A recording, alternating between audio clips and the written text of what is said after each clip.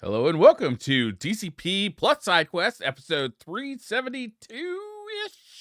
I forgot already. Oh, 62 is what the title says, 62. Well, the title's probably right? It's written down. What? Guys, I got something really exciting to share with you. Like, really exciting. Okay. I have discovered the pinnacle of technology. We can progress no farther because they have made the ultimate beverage. It is pumpkin spice flavored hot cocoa. Alcohol. Oh. Okay, you just we're all worried about where you're gonna go with that. We were going eggnog. I thought we were going eggnog because it's Christmas. Ooh, yeah. They do have pumpkin spice. eggnog, by the way. Pumpkin spice hot cocoa. Is this powdered? Yeah. Ooh, I'm gonna need a link to this because I've been making my own, ice cream with that Ninja Creamy thingy, and basically dude, stuff the Ninja like Creamy. that. Oh, Yo, it's so good. I just got one too Baller. because they're on Costco now. So you could just put that powder in and basically make sounds like a cocoa pumpkin spice ice cream. 3 minutes in the microwave, and you're good to go. I made eggnog done. ice cream just out of eggnog. It was great. How do you do that? Like, what is the process? You just magic. you put it in the freezer. It's amazing. Yeah, you put your milk-like products or milk in the freezer. Mm-hmm. You don't have to stir it or anything. No, well, that's what the machine does. You do if it's got some eggnog protein machine. powder, but it's pretty easy. You want to mix it if there's more than one ingredient for sure. Okay.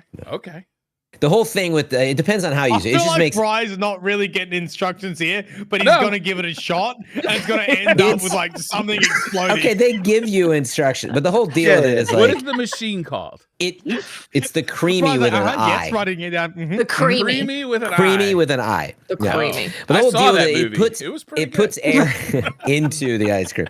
But the deal with it can make really low calorie ice cream, which is why it's a huge fad. But it also just makes normal ice cream, so it's not you have to do. But the point is, you can literally use almond milk, a little low fat milk, and then some protein powder. And it puts so much air in it that it feels like ice cream. It's obviously not the same. But then you can also just make regular ice cream. You use low fat milk and protein powder to make ice cream. Let's put it this way, and because I track it, it's you can make a pint that's 350 calories, or you can go buy one that's 1,200 calories, which is fine. I mean, which one tastes better. But if you're trying to I eat, by the way, this is not a joke, revealed here for the first time on DCP Live, I literally eat a half a pint or a pint of ice cream every night. Wow, really? Because it's only 350 okay, calories. So this is new since become addicted to it. The creamy. It turns into a Wendy's Frosty kind of thing. It's great. Yeah, exactly. Say, But I also have make a protein shake when you can have protein ice cream. Yeah, but it tastes good. But that's the thing. It doesn't matter what it is. It's when literally you guys just eat protein shakes, does it kind of gum up the works a little bit? No. No, You're having too much. Too much. You need to add some fiber in there. Too much. That's true. Yeah, the whole protein fiber balance is you have too much either way, and it's a bad time. You gotta get it just right. Yeah, the ratio of the protein shake. I actually stopped. I preferred to eat my protein, but there's nothing wrong with protein shakes. It's just I stopped eating it because I was this is a waste of enjoyment. I'm I would way rather eat something, which I've anything that's Snake equivalent, in the morning right? before the gym. Yeah, meaning if you're gonna spend 150 calories on a protein shake, why not just eat that's like oatmeal in the morning? Yeah, boom. 3 slices of ham. There it is. The temperature of a protein shake or something makes a big difference too. Because I've had you got to use tap water or something with the protein shake. It's just it's not good. You need to get good protein too. That I don't have too much trouble mixing it cold or not. Sometimes you get protein that's got moisture and it's not good quality or whatever. But poor. I want to know how we went from ice cream to healthy foods because it's pissed me off. You asked how to make That's Ninja Creamy. He just got back from Jujutsu Kaisen training. Yeah, I'm a full sorcerer now. Full sorcerer, level 1 I heard sorcerer. you got your ass beat.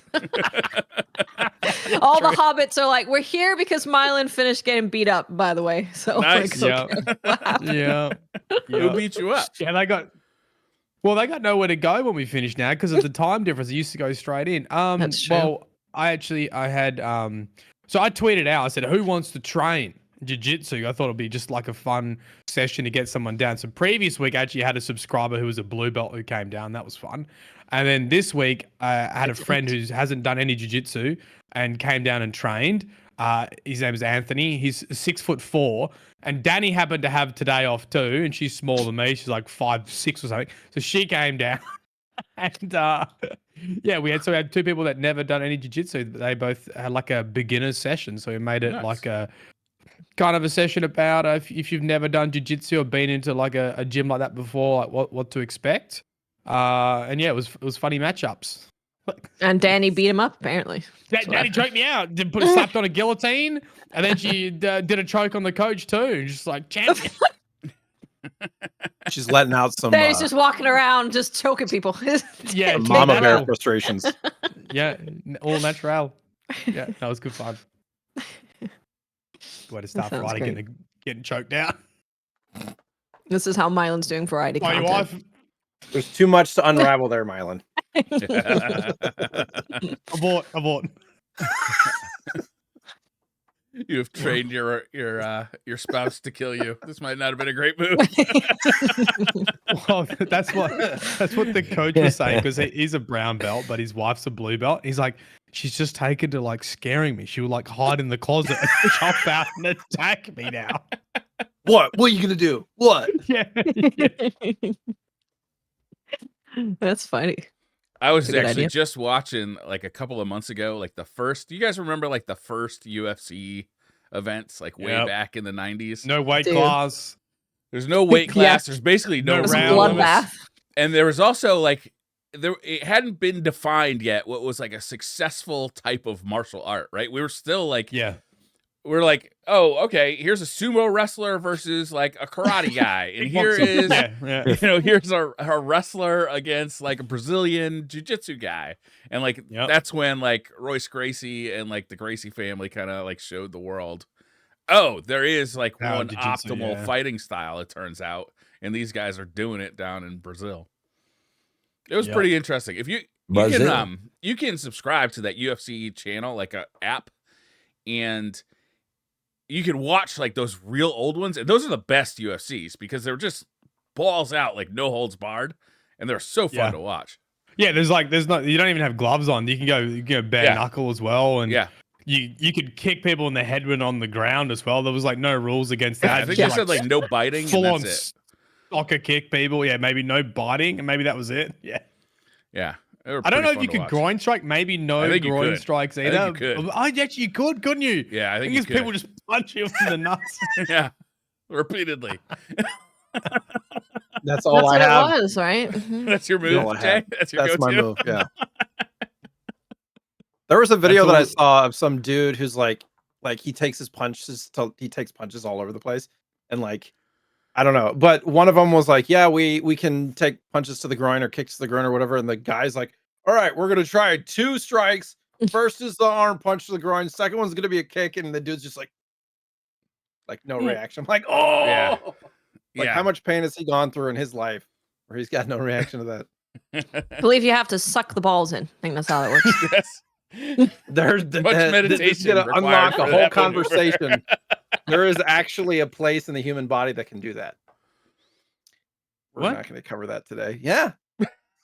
Yeah, you suck in the balls. Suck in the balls. Yep.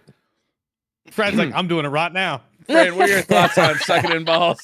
Fred, I was doing kegels, yeah. Sorry. People are going to Google immediately. Your balls aren't there. It's not going to hurt.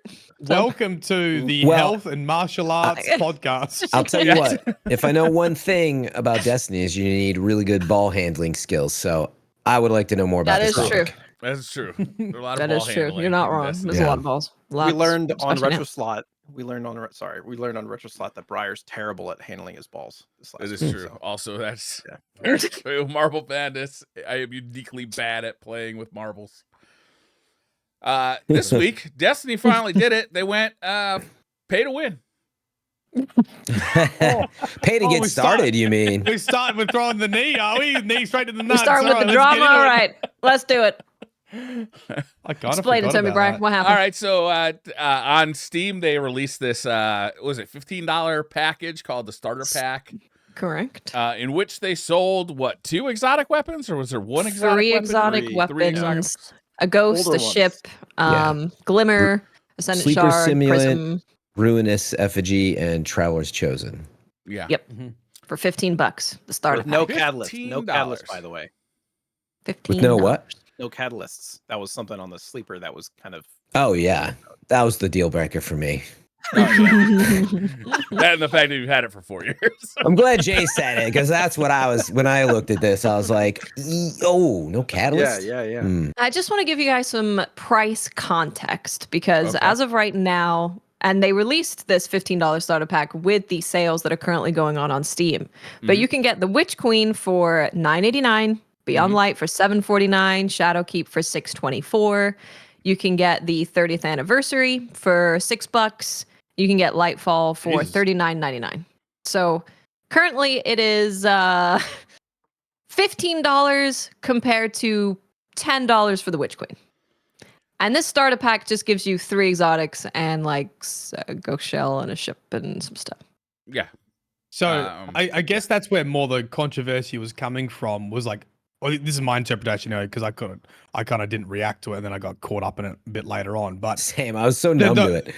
yeah, I guess the onboarding of new players has always been a pain point where veterans are like, we need to kind of make this easier for new players to get into Destiny when you've got all these separate expansions and DLCs and dungeon keys and this kind of stuff.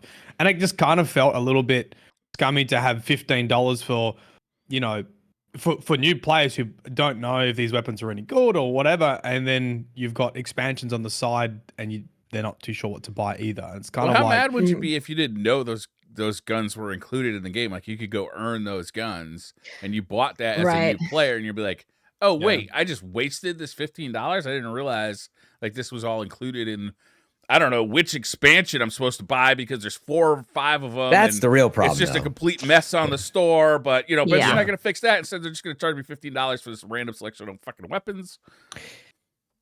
Yeah. It has to be purposeful, by the way, that the listings are that way. They have to know what they're doing at that point. Yeah, I mean, right? Boy, Because it we're doesn't just look like, purposeful.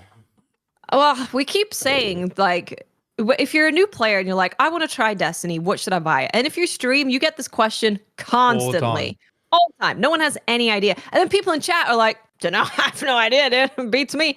Like, people don't really know because you go on the store and it's $409 for all the DLC. So if I'm a new player and I'm like, $409, I'll just get this starter pack. That's probably where I should start, right? Yeah. And then you go to your friend, Mylan, I got the starter pack. I'm ready. You're like, oh, sweet. Let's go do a dungeon. And then moron. You just wasted Hey, it. Traveler's Chosen is awesome. So is Sleeper Simulant. they're good. But- Yeah. But Not a starter pack.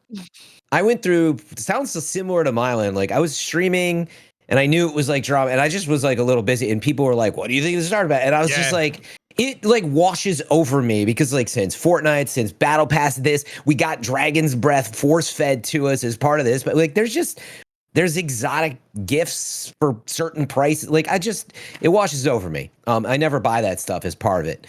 That being said, then I streamed, and what I said on the matter is like, I don't care if people have these guns. Sounds like Dado said the same thing, and I was like, I honestly, from an impactful side, people were like upset. They're like, Bungie said they never sell guns, and they've never. And I'm like, I totally don't like that direction. I'm with you, but I'm like, honestly, it doesn't affect me. Like, I don't need the drama. Slope, though, right? Potentially. Well, it is. Slippery slope that we've been sliding down at a fast rate of speed for the last 5 years. So before we get there, Way past. and so I think you can ask, do we have real game impacting problems? Before we get there, I just want to say, for me, like, it hasn't affected me, legit. Like, I don't care if Briar doesn't have Traveler's Chosen and buys it. I don't want that in the game. My point is from a game impactful side. So I'm not, just be clear, right? I'm not trying to say it's okay. I'm just saying, does it really affect, dude? It washes over me. However, to finish my point, so I woke up the next day and saw Paul Tassie's tweet. And he was talking about how it's called Starter Pack. And my eyes, I was like, it's called Starter Pack. It didn't even occur to me because, I wasn't, reviewing it, really. I was just like, I don't care if people get these dumb guns for money. Bad move. And then I was like, that is predatory. It's like straight up Right. like a terrible decision because of what you guys just said. Like, And you're gonna think it's helpful in the game. They even say experience the power of build-defining exotic weapons. You know, a supercharged arsenal. And like, it's stealing your money, and it's a really bad thing to do. This is why you can't win with selling weapons, because I guarantee they're like, well, we can't sell meta stuff because then it's pay to win. So we'll sell them trash. But then like, okay, well now you're selling new kids trash for money rather than making it easier for them to get in the game. Yeah. Also, but even worse is the idea that it will help you. Exactly. That's the thing, right? It's a looter shooter. So I'm never going to be happy with them selling guns, period. No. I think where a lot of the controversy came from, what people got really upset about, is that we've been asking Bungie for a long time to make it much more apparent in the store what a new player should buy. Bundle stuff together, make some stuff free. Like just start here, new player bundle. And they did that, kind of, but then they called it the starter pack. But it does not help players start at all. It just adds another one to this massive list that players are looking at, and it really does prevent them from getting into the game because they just give up. They're like, I have no idea. I'm just not going to bother. Yeah. Yeah, I think that was just ultimately the drama of the problem. Like, there's all these other issues, but calling it a starter pack is completely misleading. It doesn't help you at all. You're so lost in this game, and spending $15 would be like, all right.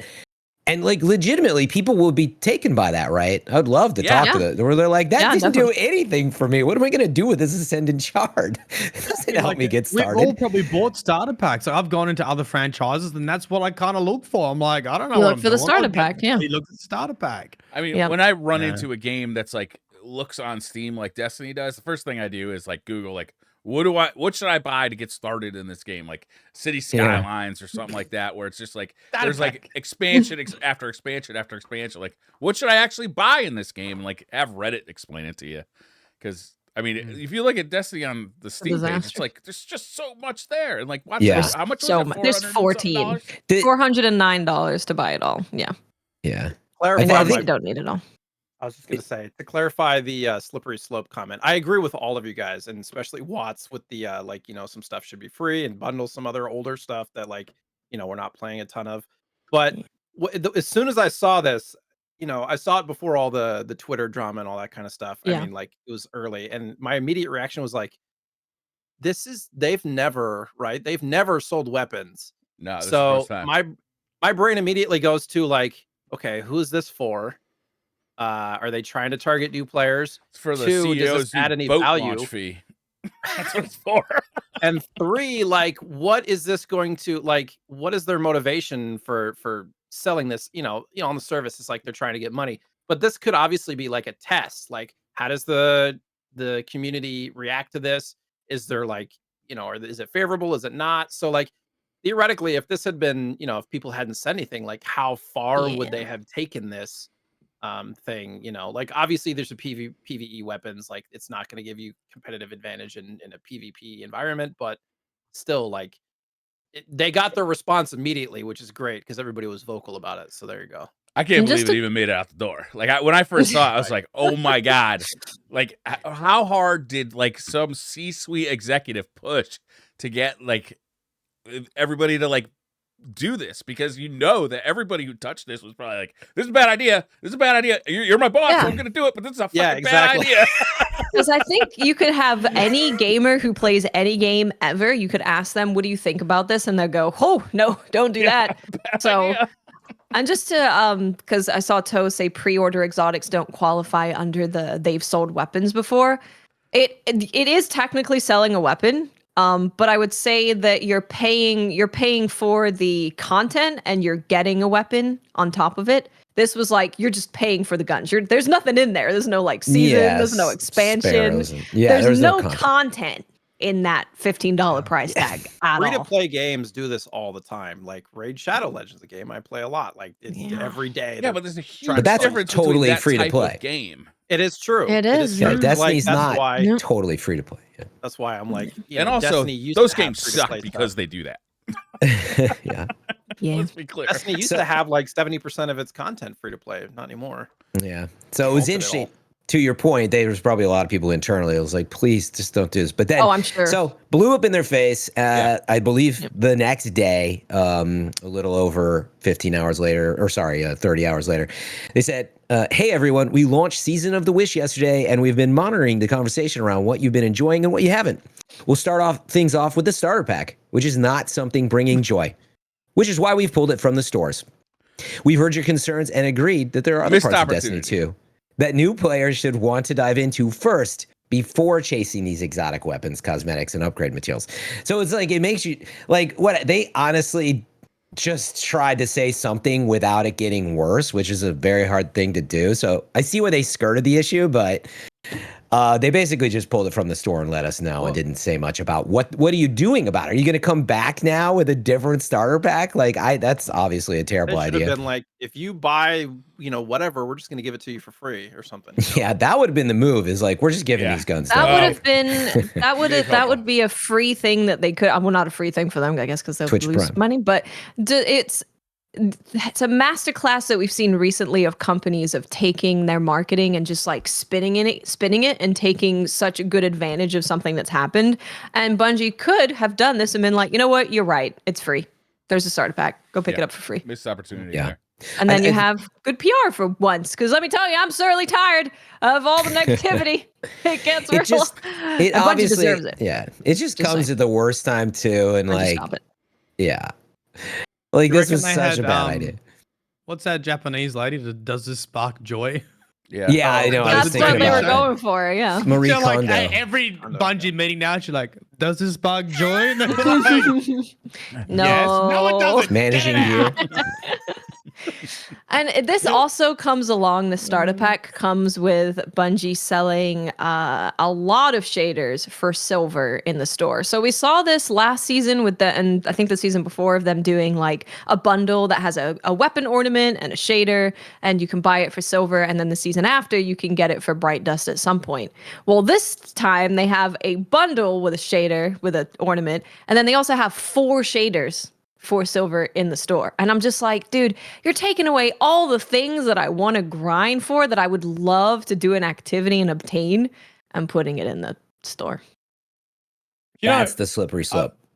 I'm just seeing a lot of comments in chat at the moment, and it's funny because when you think of like Joe Blackburn and all the good he's done with building rapport, and then you get all this other stuff that just keeps destroying it. You're like, Joe rebuilds and gets knocked down again. It's like one of the things we've never actually heard Joe talk about is microtransactions, and I'm sure he's probably barred from talking about it. But yeah, I mean, maybe it's too late in the game, maybe we're too close to final shade, but I think it would go a really long way to have an honest conversation about where some of these decisions are coming from and how it impacts players' rapport with Bungie and their engagement in the game, and that it doesn't feel like the message ever gets across. And there's obviously a disconnect there. And I'm assuming, because they wouldn't keep doing it if the numbers weren't there. Like, I'm assuming people are buying this stuff, and it is pulling in a lot of money.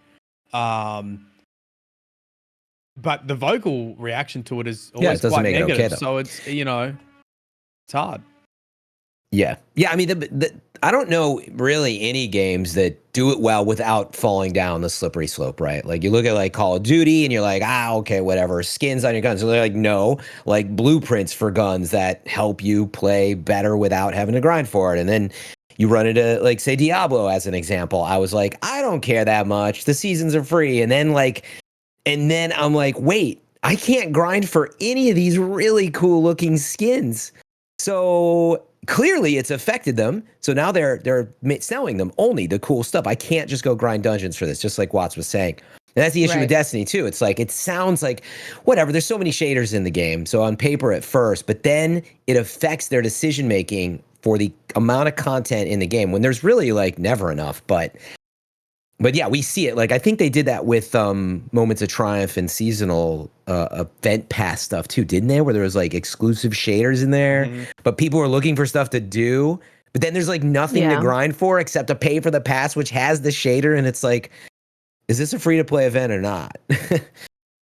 So, have we seen a financial report recently at all about, like, what percentage of their like that stuff's will always never redacted? There's just nothing. I was wondering as part of Sony if any of that would leak out, but like, we don't even know how many people play Destiny. Yeah. Not really. We know the total amount of people that it's touched, but you don't even know like monthly uniques, weekly concurrence on Steam. That's the best that people try to. The best you can no do, idea. Like that's what like a this quarter at best of the player base. So it's like getting to the money is one thing, but we can't even say how many people are playing Destiny across all platforms every month uniquely. We have no idea. I mean, there has been a lot of reporting lately too about like the kind of financial straits of Bungie, right? So like to see them trying to make a stab at some quick cash kind of worries me further even about like what's going on over there. Yeah, it's like Bungie plays. It's not worth like ruining your because you have to think about this isn't just ruining the reputation of Destiny. It's ruining the reputation of Bungie. So if I'm a player that's looking at Marathon, I'm like, are you going to start selling Marathon guns in the store? So then when I go into the shooters, I don't have to worry about extracting, or maybe I never lose that weapon because I bought it. So that's one that I can never lose. Like, come on, you can't do this. You can't do it. Mylan wants it. He's like, that's a great idea. Yeah, you gotta keep buying the starter pack every time you die. That's the way to do it. Yeah, that's the way you $3 do Genius. It's a restarter pack. You're like, hire her put her on the monetization team. Dude, yeah. Somebody at Bungie's writing this shit down. Restarter pack. The restarter pack. Okay, so if you want to hear about monetization extraction shooters, because there's drama about this in Tarkov, and it's been around forever. And and they call it pay to win. And what happened was, when you get pre-orders or you support, you get like, the legendary pack. Yeah. What they did is they gave you a container. I don't know if you remember playing Division. It's called your Gamma case. But Tarkov and extraction shooters often have a container where you put stuff into it, and that's the stuff you don't drop. So when you die, you lose all your guns, you lose your helmet, but you can put things in your container. And so what would happen is you would go in and you could put valuables in there, and doesn't matter if you died, and you go and sell them, you get money back. And so that was always the thing with extraction shooters, is if it was pay to win, because you got basically more space to put valuables in that you would never lose on death. Yeah. And even just more storage, period, which means more money. Yeah. Like those packs were the same. They gave you I believe they gave you like a storage container for extra loot to save. And You got bigger stashes, and you actually did get some starter guns, which you could lose, of course. But but no, all the above. Oh, dude, it's completely. I'm sure Bungie would reinvent what's pay to win in an extraction shooter. To be honest, that's going to be their reinvention, is they reinvent the pay to win in an extraction shooter. Not that it's more friendly, easier to get into. It's like, this is money. If there's anything that I would pay for, it's more vault space at this point, to be honest. Well, don't get me started, Jay. Don't get Fran started. I'm not going to go down the road, but I want. We're probably going to get there when we talk about us doing the dungeons. All right. So I don't want more vault space, though. I want gear management tools. It's absurd. But hey, they pulled it. I'm glad that they did. Yeah, I think it says a lot that I didn't expect them to, which is unfortunate. I didn't expect it either. So I'm very glad that they pulled it. Good job. Biting back, because they're usually pretty silent on microtransaction backlash. A lot of the other backlash will eventually get addressed and get put in a 12 or like at least some conversation about it. But when everyone's complaining about this costing too much, it's often pretty like radio silence. So I don't think anyone really expected them to say anything or do anything. So it's good. Yeah. I mean, do you give credit for doing something that's wrong? Then I guess you got to give a little bit of credit, right? I give credit for the communication for sure. Because like yesterday in general, the communication on Twitter from the social team was really, really, really good. And interestingly, Liana, who we know is not there anymore, responded to this saying, I'm so happy that they're being able to communicate in this way. And then someone asked, was like, were you not able to? Were you prevented from communicating in this way? And she said, correct. So clearly something has happened that is allowing them to now communicate more with the Destiny 2 team Twitter. Because starting yesterday, they just started, they talked about a lot of stuff, which we'll get into when we talk about the That's an interesting comment, yeah. I mean, that would suck, right? I wonder if that was directed at like microtransaction talk, or if it was like a wider thing about saying I think it was wider, yeah. It's like just admitting that you got something wrong and then like walking it back. Yeah, just having like something pop up. You're the community team, right? So you're looking at what everyone's saying, seeing something that people are upset about, and being able to hop on socials and be like, people are upset about this. We hear you. Here's what we're doing, or we're looking into it. Just they weren't able to do that. It seems like they weren't able to talk on things that weren't. Briar, your autofocus was a raven. For audio listeners, Briar's camera was pulsating and we had a little dance party. Blur effects. But to finish just what I was saying, it was it seemed like it was a not being able to talk on things that were not 100% yet or still in the works. They weren't able to just respond and be like, we hear you. We'll look into it, or we hear you. We can't talk about this right now, but we hear you. So it was always, and it's kind of two philosophies, I guess, of game dev. Are you the game dev side that believes you talk about something only when it's cemented and you know for sure, or are you the more on the other side where you talk about everything all the time and players kind of have to get used to the fact that what you say isn't 100% because you're just talking all the time. Yeah, I was gonna say I give him an ounce of credit for saying something about the starter pack and pulling it, but I don't give him a ton of credit for it. Yeah, they didn't say much. Acted pretty quick though as well. Yeah. Like I give him credit for that, but I would have really liked to objectively, to say here's why it was bad.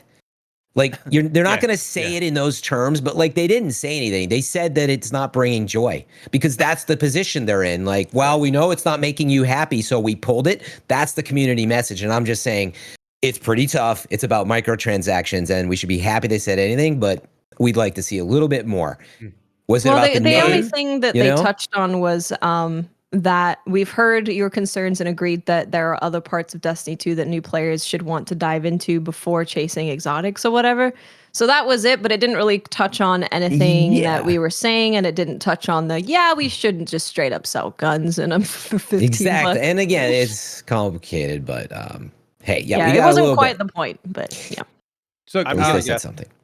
I was gonna say, chat's talking about like when's communication like bad? Like why not always more communication? Just to play like devil's advocate when you've got like a big company and lots of people. Like obviously, you don't want someone making a decision on a change that's going to happen and then not be able to do it quickly or whatever. So I think like that is sometimes why I think community managers are hamstringed a bit because you've got to talk to a whole bunch of people going, okay. People are shitty about this. Let's have, imagine there's going to be a meeting and you go, okay, what can we do? What are our options? La, la, la. So I think they actually pushed this pretty quick to make the decision to pull it. And obviously maybe there's less people now, so maybe it's more streamlined to communicate that. But I do think sometimes that communication is delayed because you've got a lot of people to talk to before you can make a change. And they don't want to make too many promises, which is why you often get we're listening, but you don't really get anything more than that. Totally. Because you got to go talk to 3, 4, 5 teams before you like make a decision. And Bungie, I can tell you right now, is a notoriously slow ship to build, to turn. It is, and I've told this story before. When I worked on the Grimoire anthology, I asked for the database of all the Grimoire cards, and it took months. And I actually finished my work before they even got it to me. And I messaged everybody. Can I have the data that I need to do to work on it? Yeah, we'll get it to you. I was like, okay. I ended up going to Ishtar Collective and say, hey, can I please have your data on all the Grimoire cards so I can do this work? And I got it quicker from Ishtar Collective than from Bungie themselves. Okay, so, slow. It's slow. I do give them credit, but to be honest, it could have just been like public perception versus conversion. Like, if public perception is not great, but they're still selling it a bunch, they're not going to do it. They're going to keep it. Yeah, I agree with you. But perception was so bad and it went so quickly and then the conversion wasn't there. They're like, all right, yeah, we got to cut it. And then it's the social team's job to spin it in a way that's positive, I don't know, but I imagine it very heavily was a business decision there. Like we're going to lose business versus convert here. So you're going to lose a lot of business if you keep doing dumb stuff. You're going to tank Bungie's name, which tanks all of your other games too. Like you really need to be careful. It has been a rough year for It's been a little rough. I'm just like, every time I'm just like, oh God, here we go again. Time to be the joke of like, you play Destiny? The game that's blah, blah. Oh, God. Yeah. Honestly, as someone who's started doing a lot more variety on stream, and then when I jump into Destiny, it's like drama. It's like, holy fuck it. I feel like I'm dating an ex-girlfriend here. What the fuck is going on? I know. I know. Oh, God. People are invested after almost a decade, you know. So True. It's true. Well, burnt out and really invested. That's why everything is riding on the final shape to just be really enjoyable at a minimum. Even if the stuff after is not fully baked, if final shape just goes smoothly, that buys them a little bit of redemption in time. Like, all right, that was worth the wait, you know. speaking of final shape, When's we it got a coming release out? date. Oh. June 4th, 2024. Wait, it's been delayed? May the 4th. Oh, June the 4th be with you. Yeah, June the 4th.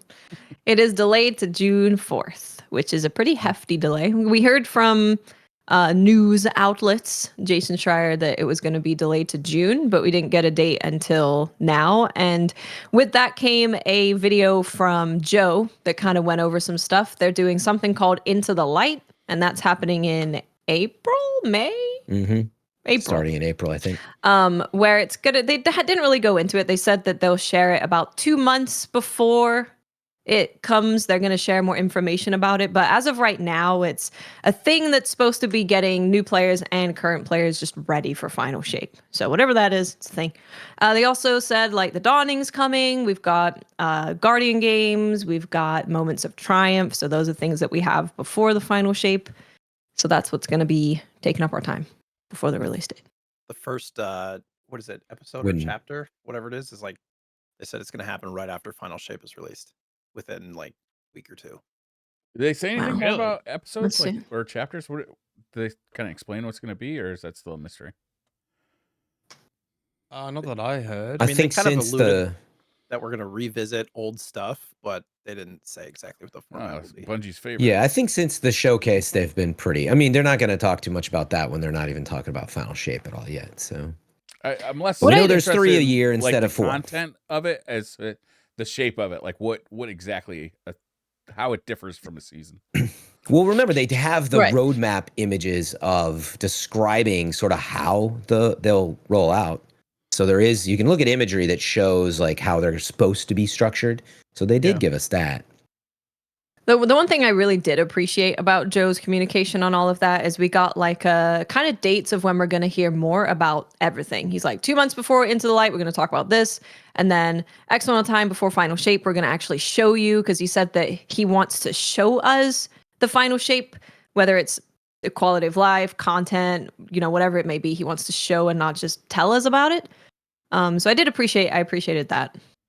Yeah, I was gonna say that was my biggest takeaway. Like, one, of course, it was great to see Joe be able to face and say, "Hey, the game's coming out this time, and we're excited." But they do the usual. Can't say much, but to hear again as a reminder, and I do think it's the most important point. They are holding stuff close to their chest, very intentionally, and you really shouldn't expect to see more for a while. In the same way that we didn't get anything until the showcase. I don't know if it's going to be, you know, March or April or even May till we sort of get probably late April, early May or something. That's normally when they would start rolling out. It's going to be a while till we know what they're doing in final shape that is truly exciting beyond what we saw, you know, in showcase. And I mean, I'm hoping for some big quality of life improvements on top of just like a new destination and stuff like that. Joe did hint at that there's other stuff coming, but they basically want to show us. They're not going to talk about it now, or even hint at. They're just gonna have to wait and see it for yourself. It's better to show you, so that there should be some surprises or something that really gets you excited for final shape from what they've showed us as well. Yeah. So it's like, it's just a good reminder. You've got like 5-6 months, folks. Strap in, you know, bide your time, but don't sit there and be like, man, when are we going to hear more? Like, they're telling you, you're not going to hear more for a while. Honestly, this is the time to play Destiny casually. Okay, Definitely. Summer break. Go on holidays. Summer break. Do some jujitsu. Summer Myla. here. It ain't Right? summer. Look at the weather. Look. It's If you hot. go visit we can go visit Mila and have a summer come break. see me, Do some guys. jujitsu. We could. Yeah. DCP from the gym. Learn the nut bush and suck our balls Yeah. in or whatever. Yeah. Nope. Fly across the world to get our butts kicked. It sounds great. Yeah. What was I saying? Yeah, honestly, I think you need to come into Final Shape fresh. You're just gonna enjoy it more, and really, you're gonna appreciate Destiny more if you go and play some other games, and that's what I've found already. It's just yeah. Yep. I mean, play it how you enjoy it, but these games are very easy to get FOMO and want to get things done and again, enjoy it. But I point this out because I've interacted and played with Destiny players for a long time. And like, I just see time and time again, people kind of get addicted and burn themselves out. And then they get really upset. And then almost every time, like Milo was saying, though, they take a break. They're like, man, that was nice. And, you know, I do play more on that side. Like I play pretty hard when the expansions come out. Nowhere near as hard as like full-time Destiny, you know, streamers and players. But I really enjoy that. And then when the seasons come out, I dive in for a few weeks. I go play some, you know, whatever, Cyberpunk for a while. Then I come back and I do a couple weeks. I usually actually finish up the seasons closer to when the expansion comes out. So I said this the other day, but I was like, it's kind of weird that I almost don't want to finish this season until I guess like next May. Like seriously, I usually like do some and then I'll dive in and out, but then I don't finish up the story till it's like right on the cusp of the new expansion. So, but I really enjoy that. It's nice to not feel any pressure. And I just do what's fun, and then I'm like, nah, there's nothing here that sounds fun. I'm gonna do something else. Yep. Then I'm like, I want to go shoot some dudes in the Crucible. I come back, and then there you go. Do any of you guys get and this is a term that kind of pervades my life, but analysis paralysis, where it's just there's so many options in front of you, whether it's like other games or, you know, just for me, it's just stuff in Destiny. There's so much to do in Destiny. I get overwhelmed and I'd like shut down and I'm like, I can't make a choice. Like, what do you do? Do you chase seals? Do you do triumphs? Do you do crucible raids, dungeons? Do you help people through? Like, you know, there's just so much to do where you know that you can't do all of it realistically. So then you just kind of like don't do any of it. Yeah. Do you think that's as a content creator or strictly as a player? Just as a person, like a lack, like player. So the lack of a thread pulling. Yeah, I mean, I would point that out as a problem. It's not linear enough for me, almost like it's. Well, it happens to me when I go to like a vegan restaurant because I can pick all the options instead of just like 4, and I'm like, I don't know what to do anymore. Yeah. Well, Jay, I got the solution for Mylan, you. you're muted. Oh, is Mylan talking? He was talking. I saw the beard moving. Go ahead, Mylan. I was just gonna say, there's been an interesting like swing in mindset for me going from Destiny to other games and just literally playing for the enjoyment, because it's been really striking playing other games and then like my brain goes, what are you chasing? What are you ticking off? What do you get done? It's like, did I have fun? Yeah, I kind of had fun. The whole like service, live service games, and especially after playing like 9 years of Destiny, definitely got me in habit of like, I've got to be checking things off. And I kind of forgot, like, you don't. You can just play a thing. It's fun. You can play, and the outcome is, did you have fun? And if the answer was yes, then it's been a good gaming session. Obviously, it's different if you're trying to make content, but you know, I still feel the pull of like the live service. I got to be doing something. I got to be competing. I got to be like on the same level as my peers. I got to be unlocking this, and then it's weird to go and play other games that don't have that level of pull. And part of it is you feel like you don't have motivation to it as well, because you're used to this external motivation of giving you stuff to do, like ticking off this, collecting this, getting triumphs. And you go to games that don't have it, like Halo Infinite, right? I'm like, okay, I'm literally just playing for fun. Well, this is unique. Whoa. And I don't play for as long. Like. Mylan had big old live service brain rot. It got him real good.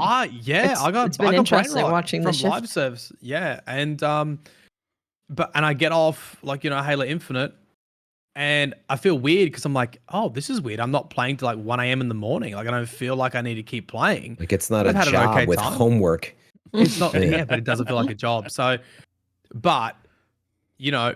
I think a lot of Destiny gamers are probably going to go through this experience of like transitioning from a live service game. They're either going to find another live service game that replaces Destiny, or they're going to go through the same sort of rehabilitation steps as me and be like rediscovering what kind of games you like. Because I literally had we did an interview with Lorraine. She previously worked at Bungie, and she comes into the stream every now and then. And she goes, "What kind of games do you like?" And I had to think, like, fuck, what kind of games do I like anymore? Like, I don't even know, like, what I enjoy playing. I'm trying to describe that. Yeah, that's crazy. Yeah, I've tried to avoid that. But because of that, yeah, I don't have all the catalysts, and I still never got the Eyes of Tomorrow. Is that the Deepstone Crypt rocket? And there's like a couple things that like normally I had gotten everything. I'm gonna have an intervention for you because look at you. You've gone straight back in and talking about what you need, Fran. No, I didn't say I needed it. And that's the point. Is like anyway. Everybody play how you enjoy it. It literally is. Yeah. We joked about it. Does it spark joy? But I know, Jay, you're bored, and I was going to tell you, I got the solution for you. Not I got bored, this. It's overwhelmed. But I got a starter pack. So for $14.99, if you check this starter pack out, you're going to be reinvigorated and supercharged. All right. No, it'll set me on the straight and narrow. But no, I just wanted to finish that point with saying I did bring up the other day. I was playing. I was like, similarly, like there's like so much stuff. I was like, I almost want a system in the game, and other games like it, where I almost want like suggested rewards. Like, why am I playing to get what? Comes up a lot, where I'm searching, and I almost want to select like, oh, I want a good shoot to loot roll on whatever. This is just on my mind recently, but and then it says, oh, you should do Nightfalls here, and like you're potentially going to get this reward, and obviously that would work for choosing Catalyst, but what we have to do is like Google stuff, right? Check our dim. Therein lies part of the issue. The game has so much in it. And yeah, nobody knows where anything is. I mean, obviously, there's tons of content that content creators make, and that's all good. But I want more in-game tools that help guide you. Fran, surprised we haven't had this conversation yet. I've been shouting this for years. Like, I even made like a video about it. I tried talking to Rick from Dim. Like, how can we make this happen? Like having a Destiny assistant. Yeah. Right. Hello. There's all sorts of different things you can do in game. There's different goals we all have, whether you want to do strikes or quests or whatever. A lot of people are like, I want to go for a good roll on this gun, but you do that, and then there's a lot of things that are like parallel to that, like efficiency stuff. Like, I only have an hour to play. I have 2 hours to play. What can I do to progress the most efficiently, and also work towards this other thing, and also work towards this other thing, and having some kind of app or something that can like link all that stuff together for you, like go pick up. You mean a game? No, it'd probably be like a website. Why though? Like I'm sorry, I'm buddying it because I hate like I'm so tired of third-party solutions. There's awesome ones, and we need them. I'm not saying I don't want all of them. It's got to be in the game. So suggest content. You've watched me play the game for 9 years. So, like, I'm with you. I'm just saying, like, keep it in the game. So, wouldn't it be cool if the game said, here's your suggested feed of, like, oh, you're really close to this title. Yeah. You might want to work on it. And go pick up these bounties. You can do these at the same time as this quest, and all this stuff will help. And it's enticing you as part of the gameplay. In other words, I don't want to have to work to figure everything out. There's a lot in the game, so I'm not complaining that RPGs shouldn't be complex. And it's easy to run away with that. And I know people are like, just get good. But it's exhausting. It's hard to manage. It's just exhausting, though. It really is spark joy. It's the same as the Vault and all this other stuff. Like, dude, I went and I played Cyberpunk Phantom Liberty. I brought it up on the show. Halo Infinite, same thing. Joy. Tons of fun without the job. And MMOs, and this isn't a full-on MMO, but they can have a lot of jobs. But this goal should not be tied to these old archaic systems. We need to move forward of like, get rid of this stuff. Yeah. What's that, was? Well, Diablo. It's full of jobs. Yes. Yeah, sure. I think the thing is sorting. Jobs can be fun too. Yes. Like, when you do start a new MMO, sometimes you are content with farming trees for 4 hours, and you get I got a big wood pile. Never. Like building a bridge for 5 hours in Death Stranding and not actually playing the game. You want to know what the secret is there? I think I've figured it out. It's feeling like your time is like valuable, right? Your time is valuable. You want to feel like the time you're spending is going towards something that is meaningful, like in like almost like a transaction, right? You feel like the time you're spending in game is giving you a value, like it's progressing your character. I gotta push back against that a little bit, because that's all I do when I play Destiny now, and that's why it burns me out so fast, is because I feel like I just get on this train of like, okay, I've got to go do 5 strikes. I got to play 5 Crucible matches. I got to go play 3, 3 of these, 4 of these. Like it's got me on the train it actually of like, proves my point, Briar. it's just so fucking boring because it's like your time that you're spending doesn't feel like it's giving you value. that value in the end, because it's not going to make your character stronger. The problem is the only reason to interact. It's not true. It's not the only reason to interact. The Destiny is constantly pushing me to, here's what you ought to be doing to maximize your rewards while you play. But I don't want to do that. Like, I want to play the game modes that I want to play, and I want to get rewarded for doing that. And that's not how it's built anymore. It used to be, but it's not anymore. Well, the rewards aren't as meaningful either. Like, they don't give you a competitive advantage as much anymore unless you have a very specific thing. Like, think about early Destiny 1 or whatever, when we're grinding for these resources to level up these guns and stuff. It was kind of a pain in the butt. But those things gave us like a competitive advantage in PvP because you have perks opened up or anything like that. Or you're going into raids that are incredibly difficult, but having this one weapon that you grinded to get this perk unlocked or something like that made the experience more meaningful and impactful for you, like during the raid stuff. That stuff exists though. You just already have it. It's old that's news. Part of it, yeah. Yeah, meaning you've already done. I think that's the real issue. It's the wonderment of when you first come in and doing the loot cave's all fun and good when you want like to get an exotic for the first time. But once you've been doing that for 9 years, like we need to focus on the core gameplay. Like that's what I would say. People say I want Destiny 3. I would ask them immediately, what do you want from the gameplay? And I bet you a ton of them would be like, I just want to like start over, man. I want like new enemies to shoot. Creep. I want new. I'd like to like new ways to interact with the world as opposed to the same thing I've been doing for 9 years. I'd like to fly the ships in between the different destinations instead of just watching a cutscene. Yeah, I'd like why you got Starfield? I know, almost. Like the game is essentially functionally the same. I've been shooting the same enemies for 9 years, and I'm bored. But that's and it's kind of the point I was. I mean, you're obviously you know exactly what you want. But I think some people just say they want Destiny 3 but you don't need a Destiny 3 to do what you just said. You can add that stuff to the game. It's because it feels so worn out is the point I was trying to make. You feel like you need the 3. We may have to move on. Yeah, we're in like something relevant. We should talk about game development. New season just came out. Yeah, Shouldn't we talk about the blind well thing real fast? Well, we're gonna get to the TWAB, and then I think we can go through all of the tweets along with what was in the TWAB. Do you want to talk about the TWAB, or you want to talk about the new season? TWAB didn't have much in it, right? The TWAB doesn't have much in it, no. But we can bring up the tweets whenever you want. But we should definitely talk about the new season. Yeah, that's what I was addressing. This was like part of the new seasonal quest stuff. But whatever you guys want. Well, Season of the Wish. Lore? Any lore? What a story rundown. Week 1. Just quick little rundown about what the hell was happening.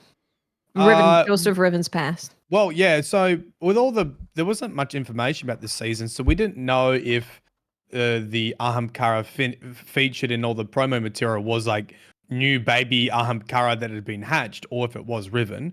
And obviously now it's confirmed as Riven, and they summon Riven, the Techians summon Riven to the Dreaming City so we can make our final wish, which is what we got from Savathun. It was inscribed on her wing from last season when we revived her. Riven's like, no, not going to grant that wish. Some interesting, like really minor points, like this was meant to be Savathun's like final wish or something like that. Yeah. Which kind of implies that she knew some of this was going to play out way back when, or at least had a contingency plan that she was going to work with Guardians, or at least give us a wish, or that she needed a wish to pursue the Witness, or at least have some sort of power to be on level to the Witness. So yeah, classic sort of Savathun contingency plans kind of deal. Because we do use Deep Sight to see the symbols and reveal that, try to get the wish. Riven says no because you killed her and all of her people. You killed not only me, but he's my like, entire I'm species. dead. So yeah. no. Yeah. and also you killed all my babies, my You clutch hunted down my eggs. for literally to get an exotic. That's part of the Wish Ender quest, I'm pretty sure. Yeah. Or did you get Wish Ender, then you had to shoot the eggs to get, You had to like, shoot the triumph or eggs with something? Wish Ender, I think. Yeah. They were all taken though. They're all bad eggs. They And- are taken. Yeah. Come And- to fulfill. And then the basic, the sort of like weekly loop is that we don't. This is the big sort of secret: is we don't know who has taken the eggs and scattered them in the ley lines, which is from And then he's Season a of the witness, Lost. Yeah. Well, No, I have no idea. I was messing. Like, I'm no good with lore. They're at all. on the Could ley be. lines. it could be. So the cosmic bridge, the ley lines are the cosmic bridges between realms, and they kind of like orbit, but they connect all the places together. And the whole idea is we align the blind well each week and locate an egg, and it kind of pops into our reality, and we claim it back. And it takes approximately a week to find those eggs in the ley lines. Exactly a week. Mhm. Exactly a week. Or potentially 6 It's months. science. And Yeah, I hope it takes 29 6 days. months. I had an important question about this with Riven. Of like, what is the threat of Riven? Meaning, what is there to be afraid of? It's like, all right, I'll deal with your bargain. Like, what can Riven do? It's if Well- we bring all of her eggs, right? She wants all of her eggs to be brought back, and then that would bring up the Ahamkara back, and the Ahamkara is spooky. Have you ever seen the movie Bedazzled? No, but just to be clear, what I'm asking is not that What? Mara's you've a never seen liar. Bedazzled? No, I don't think so. It's a classic. Bedazzled? Brendan Fraser? Fran doesn't watch Bedazzled. He gets Bedazzled. Maybe I think I have with Elizabeth 2000s or something. Hurley. Yeah. I think I have. I mean, this is 23 years old. Like, I have no. Yeah, okay, but it's the Classics same. never age. The same threat is that it's the monkey Relevant paw. Why are we as it ever It's was. the monkey paw. I'm bringing it back, Fran. Listen to me, right? Just looking at the IMDb page, like, oh, that's Season of the Wish.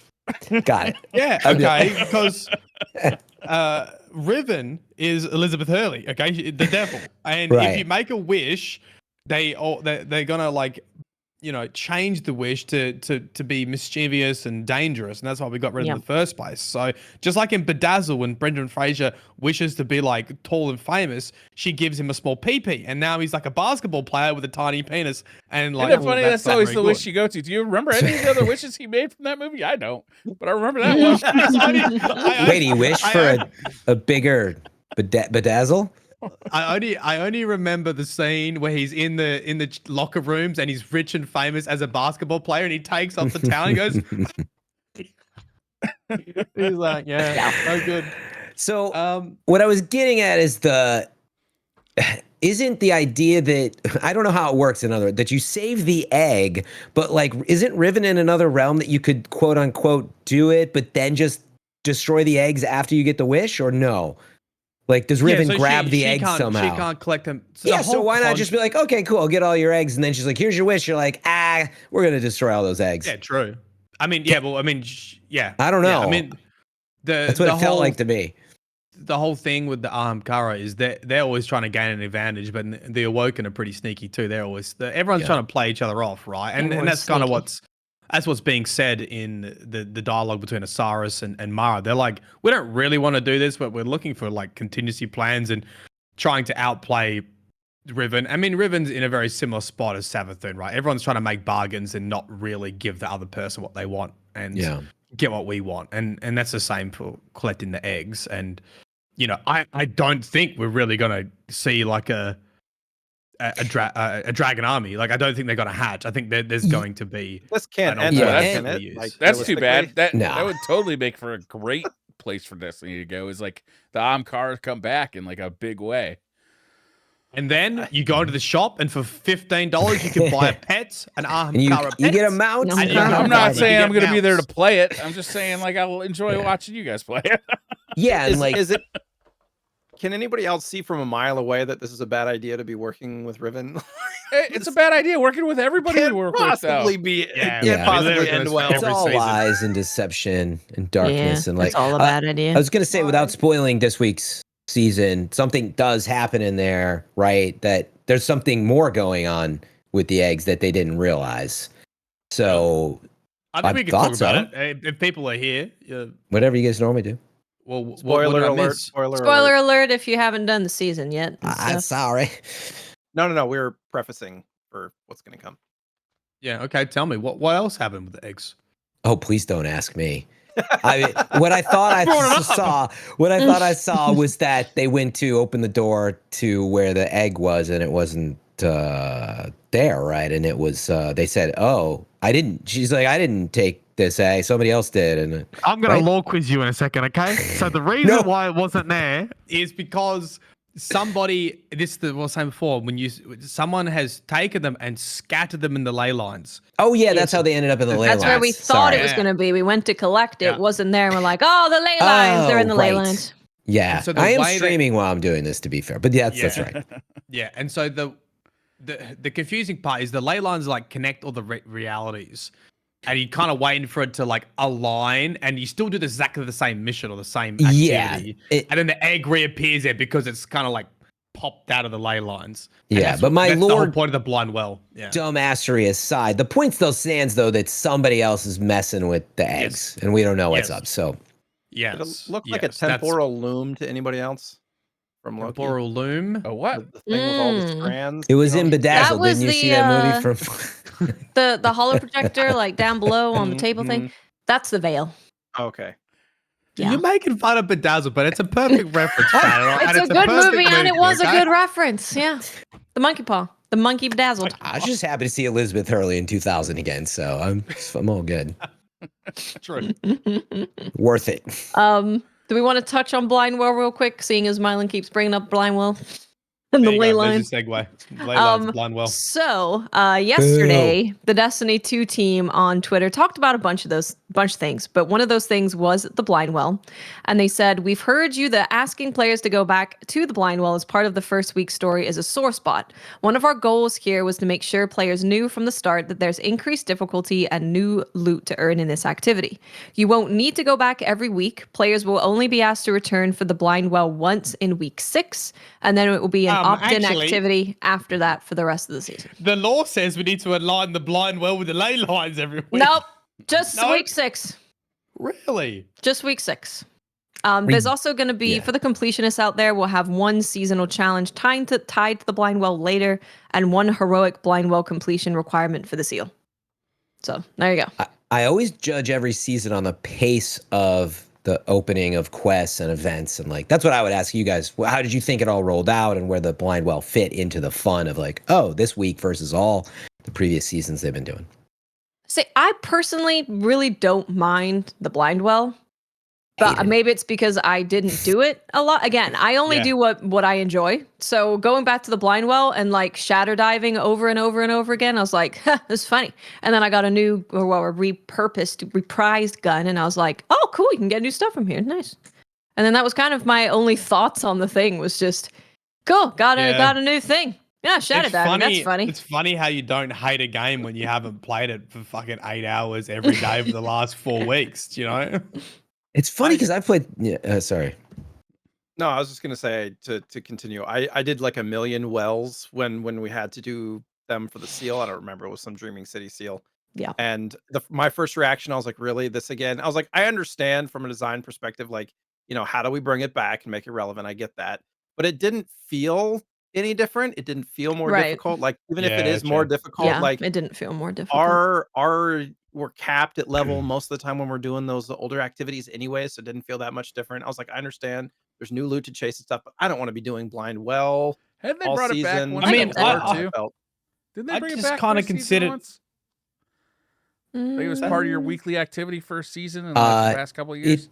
Probably was Season of the Lost when you had the ley lines and stuff. I think you had to go back into it for that. I think they added some encounters to it at that point. I might be wrong. We've definitely had to go back I for don't remember. something else, and like, yeah, meaning went I back- definitely went we back went there back for more than Catalyst, once. but we went back for something else. But yeah, to me, it's like, look, I just want to get in. Kind of like we were talking about earlier, I have other games that I want to play. Like, I don't mind playing Destiny, but stretch my engagement time. To me, feels like a lazy insertion to get the weekly content to an amount of hours that feels palatable to get you playing and maybe get you into the store. Like, sorry to be a cynic, but like that's what this stuff tends to feel like. It's like, don't make me do other stuff. Like, it's all honestly, how is it any different than making me play around a Control? So Because I will it fits in the story, you know. that But from a designer's perspective, I understand why they wanted to take you to the blind well, because this is a Dreaming City thing. They wanted to add the Dreaming City weapons back, and they're like, well, we want players to know that there's new Dreaming City weapons and that they can obtain them, so let's send them to the blind wells so they know that they can get them. So it's not just like a pop-up on the screen of like, new weapons reprised are available, go to the Dreaming City and obtain them. You actually learn it through gameplay. So I do get the reasoning for why they would do that. I actually, and you know, again, I'm kind of an idiot with this stuff while I'm streaming. I didn't learn that at all. I learned it from the tweet. How did we learn as part of the quest? Like, if you get a drop, you're supposed to just recognize it, or did something pop up on the screen as part of the questing? You're supposed to recognize it. Yeah. Exactly. See, to me, that's honestly, it's just a little lazy. I'd rather almost have the combo of what you're I wouldn't talking use the about. word lazy. I don't like using the word lazy when it comes to game development. But is this a really part? Meaning, why is it in there? Like, meaning just. So I just thought it was is part it of the fun? story. Like, The whole yeah, I meaning, was like, gonna it's be kind Dreaming of City, stuff. so Yeah. blind wells at an I just activity in Dreaming thought City. it was thematically on point. There's actually 2 activities like normal. This is just kind of like an extra themed thing that matches the story. I literally did 2 blind wells and wasn't Yeah, going it to took be me in there. 3. And obviously, you get the Dreaming City weapons from there. So if you want to farm it, you're going to have to farm it for that, right? I was like, oh, a Twilight Oath. I looked at it and I was like, oh, hey, it's got the new intrinsic perk on it. And I was like, new intrinsic perks on the. Yeah, again, I just rate it as fun. So it's like, I'm happy to do a brand new activity where my brain's like learning and like exploring what is this about. And as soon as they dropped me in as step 3 of 4, you know, at the time, I was just like, at first I was like, oh, the blind well. I had the same reaction, like whatever. And then I was like, I gotta do like several of these depending on the charge tier. If you do your crappy ass basic bitch tiers, you gotta do more, friend. You gotta bump how it am up I a supposed little to have bit. charged light? I deleted that stuff. So I Bump it literally, I up. just was thrown to, you know, the mercy of whatever was happening.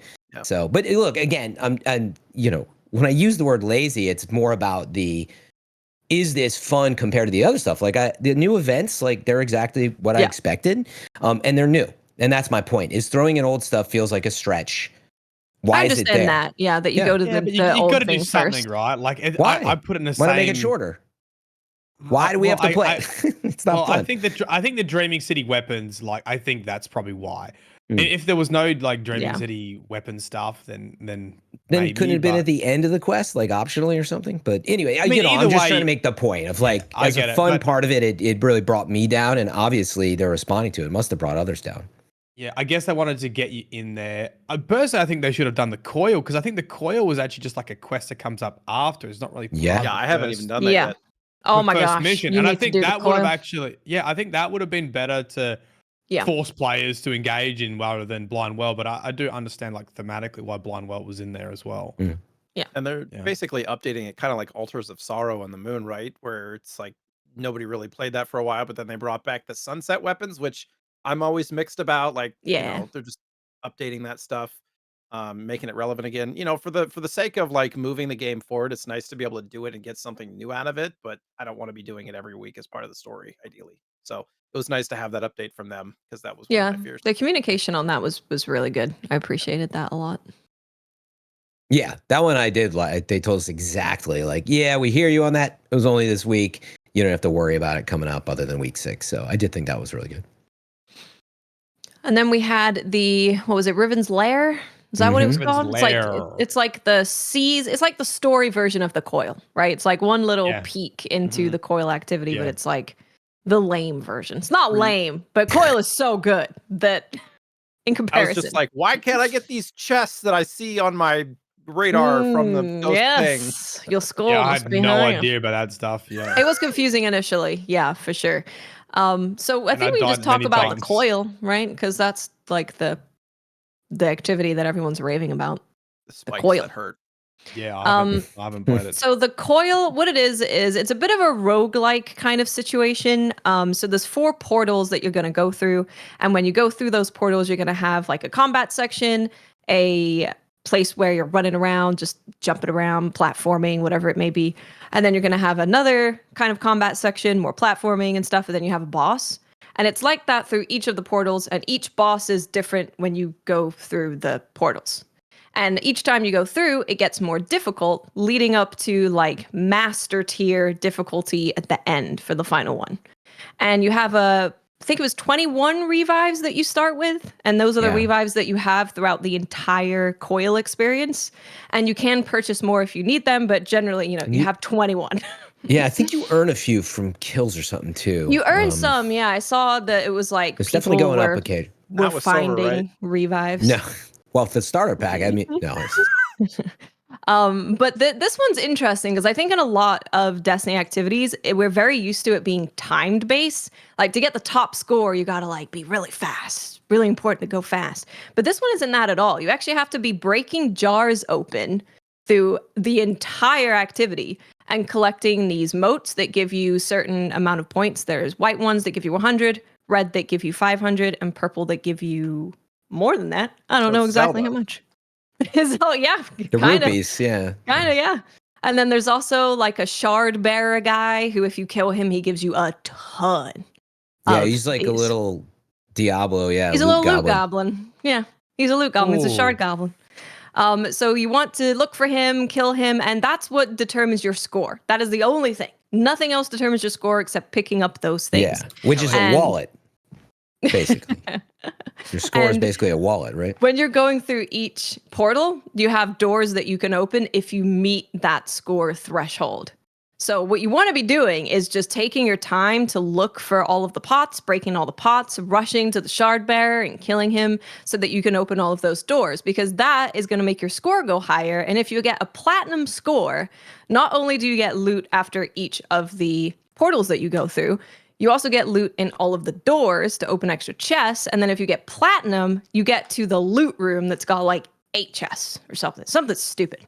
So the amount of loot that you get from this thing is insane.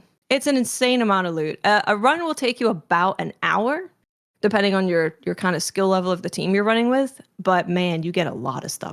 Does it end after 5 tiers then? Because I did 4 and I thought I was done, and then it was like it looked like there was another tier. It should be 4, and then it ends the activity. Yeah, I got 2 chests to choose from at the end. Is that the end? That's the end if you got silver, which you probably got silver on your first run. Maybe it was, but I did 4. Yeah, that doesn't matter. Oh, okay. It's just your score. You need a higher score. So you need a higher score to see more. To see the big loot room at the end, yeah. Oh, that's why. So it keeps giving you a chance, I guess. Even in other words, I thought I went through 4 different end bosses of each tier, and it didn't end. So what happens? I just would have done. Ended. But it didn't, so maybe is it that you can try again with the state you're in and go... No, because we got silver as well on our first run through, and so how come it lets you keep playing the activity? At that point, maybe you didn't complete it. I don't know. Okay, sure. I did get to choose from the 2 chests, but anyway, yeah, it's a ton of loot, and it definitely is hard. And ideally, you're on comms, and you got to send in alloys and everything in there. Send alloys, shards, as well as guns, weapons. It's really a rewarding activity. It's fun. It's challenging in a way where you have to like really think about it. And we actually, on a final boss, final portal, me and someone else dies, and Cal, who's in chat, was left to fight this boss. And the boss scales based on how many people are in the party. So Cal's fighting a 3-person tiered boss by himself and ends up with just primary ammo and ends up taking him down. Nice. So save the run for the final boss ever in that run. I don't know what I'm going to do now that they've nerfed the bonk hammer. Like I've got no builds left. You just have to wait 1.4 seconds, Miles. Oh, is that it? Oh, okay. Put it back on. Well, you could wait, or you could just go Strand Titan, because that's still really good. Yeah, I've been using. Do you know what happened though? I've been using Strand Titan, and you used to be able to do the combo where you slide, use the boop cannon to get the debuff. Can't do that. And whilst you're sliding, you do the melee, which pops you up in the air and you throw the strand. No more Can't slide do it. melees. You can't slide melee. You can't do it You anymore. can't slide shoot melee. Yeah. Yeah. I mean, I think it's great for. Is it great for PvP? I don't know. We haven't had this conversation. It is good. I for think PvP? so. Good. Because Yeah. it's just because of the way like Bungie's servers that they have. Obviously, these are old, and I don't think it can really keep up with someone sliding, shotgunning, punching, shoulder charging. They do it all at once, and it just But I still run looks Diesel. goofy. Yeah. Looks goofy, and it's just really bad. So yes, you Yeah, can't. I've basically been nerfed in Crucible and in PvE, so I've got no builds left. They're They got telling me you to all in make a new one build. foul swoop. But yeah, it's a fun event, and it definitely gives folks who do want more to do after. So you finish, the seasonal quest week 1, but you're like, oh, that's sitting there staring you in the face. Like you can just do that It's and good. get lots of loot. So it seems And I pretty also good. forgot to mention that, like in between of the Yeah. portals, you buy upgrades, and there's tiered upgrades depending on how many shards you have, and it will be things like your weapons and abilities that are void do more damage and stuff like that. And there's other ones as well. But yeah, I think this is a very, very good activity. I think it's very good, just across the board. So they kind think of it's very good. applied what they did in Season of the Deep, but added like a currency to it. Kind of, yeah. It's a Season of the Deep, roguelike you got kind of to like experience. roguelike. You got to pick between 2 options, but now they added like the currency, right? That you can then buy from Riven between rounds to. Yeah. Yeah, I'm you assuming have. they're all randomized. Those I haven't played. They're all randomized. Those. I think they- packs, No, or I is it, think they're like, going to change every set- week. Set Yeah. pool, right? They Yeah, I think- commented on it. They're gonna rotate. I can read it real quick. So they did also talk about the Coil and Riven's Lair, and it said, "We're happy to see the love for the Coil and Riven's Lair from the community so far. We wanted to make sure loot was front and center, especially for those who go for the platinum. Remember, this is week 1. Different paths through the Coil will be rotating as the season unfolds. However, the shard economy is a bit too unforgiving based on our early observations. The team is looking into improving this so the path to platinum is still possible, even if you don't collect every shard from every pot." Because as of right now you need every shard from every pot, and you also need like the loot goblin. So if you miss it all, you're kind of screwed on the That's platinum. rough. What kind of and then loot is it? Is it new stuff or Whirlpool? New or... stuff. I don't know if Whirlpool stuff is in the chests. I don't recall. I was getting a lot of Dreaming City weapons in the secret chests, I think. But then definitely from the 2 chests, whatever, after I finished my activity, I got a brand new weapon. So I think I'm going to assume in those Dreaming final City is chests, it's only, I'm assuming those final chests are actually only the new, the new seasonal weapons, because otherwise it would, meaning you're more likely to get a new weapon with a new role. But I'm just guessing because of how it happened for me. So a lot of Dreaming City weapons otherwise. Yeah. It's good stuff. Yeah, they have the Season of the Undying stuff coming back too, the grassy foliage weapons. Yes, they do. I still have some of those in my vault from when they were sunset too, so I guess I can delete those now. Yeah, and by the way, on the rotational stuff, you can actually see in the modifiers, if you hover over them, it tells you the room or the end boss or something to give you you can sort of plan ahead of the order. Pretty sure that's what I saw. I was like, oh, this is not a modifier. This is like the boss rooms at the end of each tier or whatever. Or I guess it's the theme of each run, which has its own boss, but that's what makes it neat. It's cool. I like it. They did a good job with that. Yeah. We have a dungeon coming out tomorrow.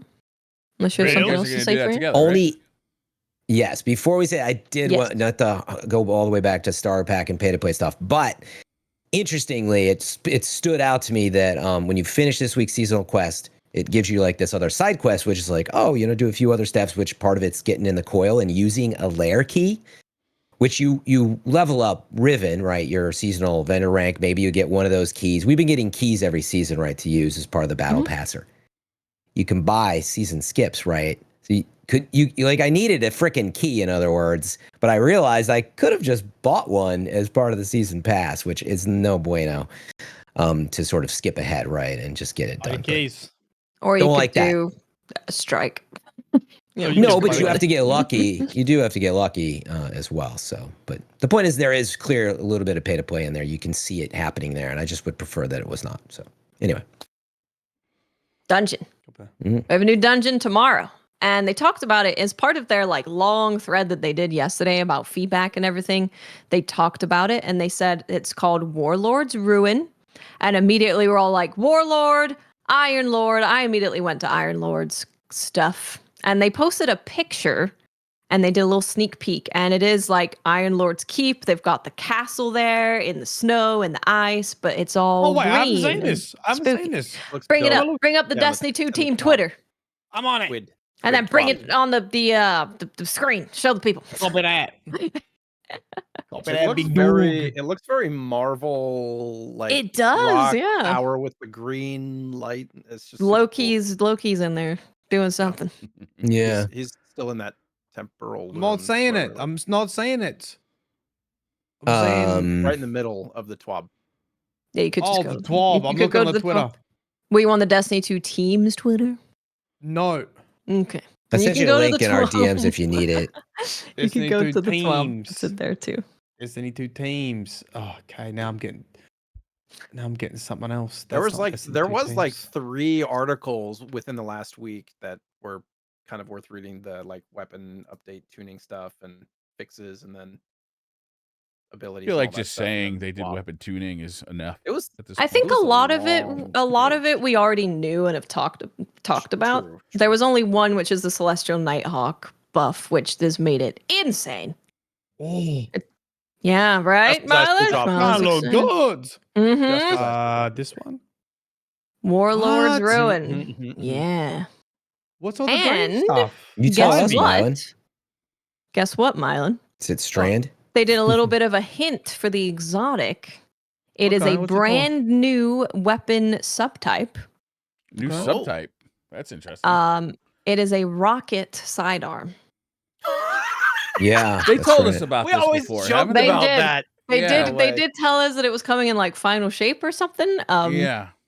But yeah, a rocket sidearm is launching into Okay, the dungeon. I'm pretty. So, I actually have a script written about Shax and his warlord days because he was in a castle, and they kind of did a little bit of lore about Shax last season, which I never got around to covering. So I was kind of interested in Shax and his warlord days.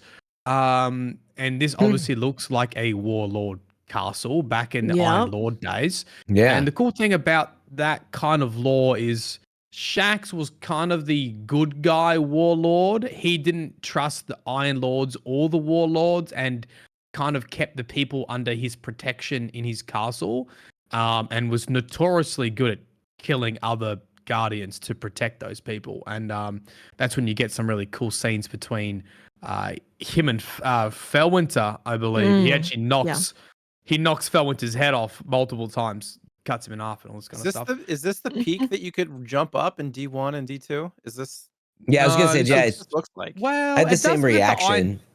it looks like it's very Iron Temple-ish on this side where the snow is and that, but I don't think that's not.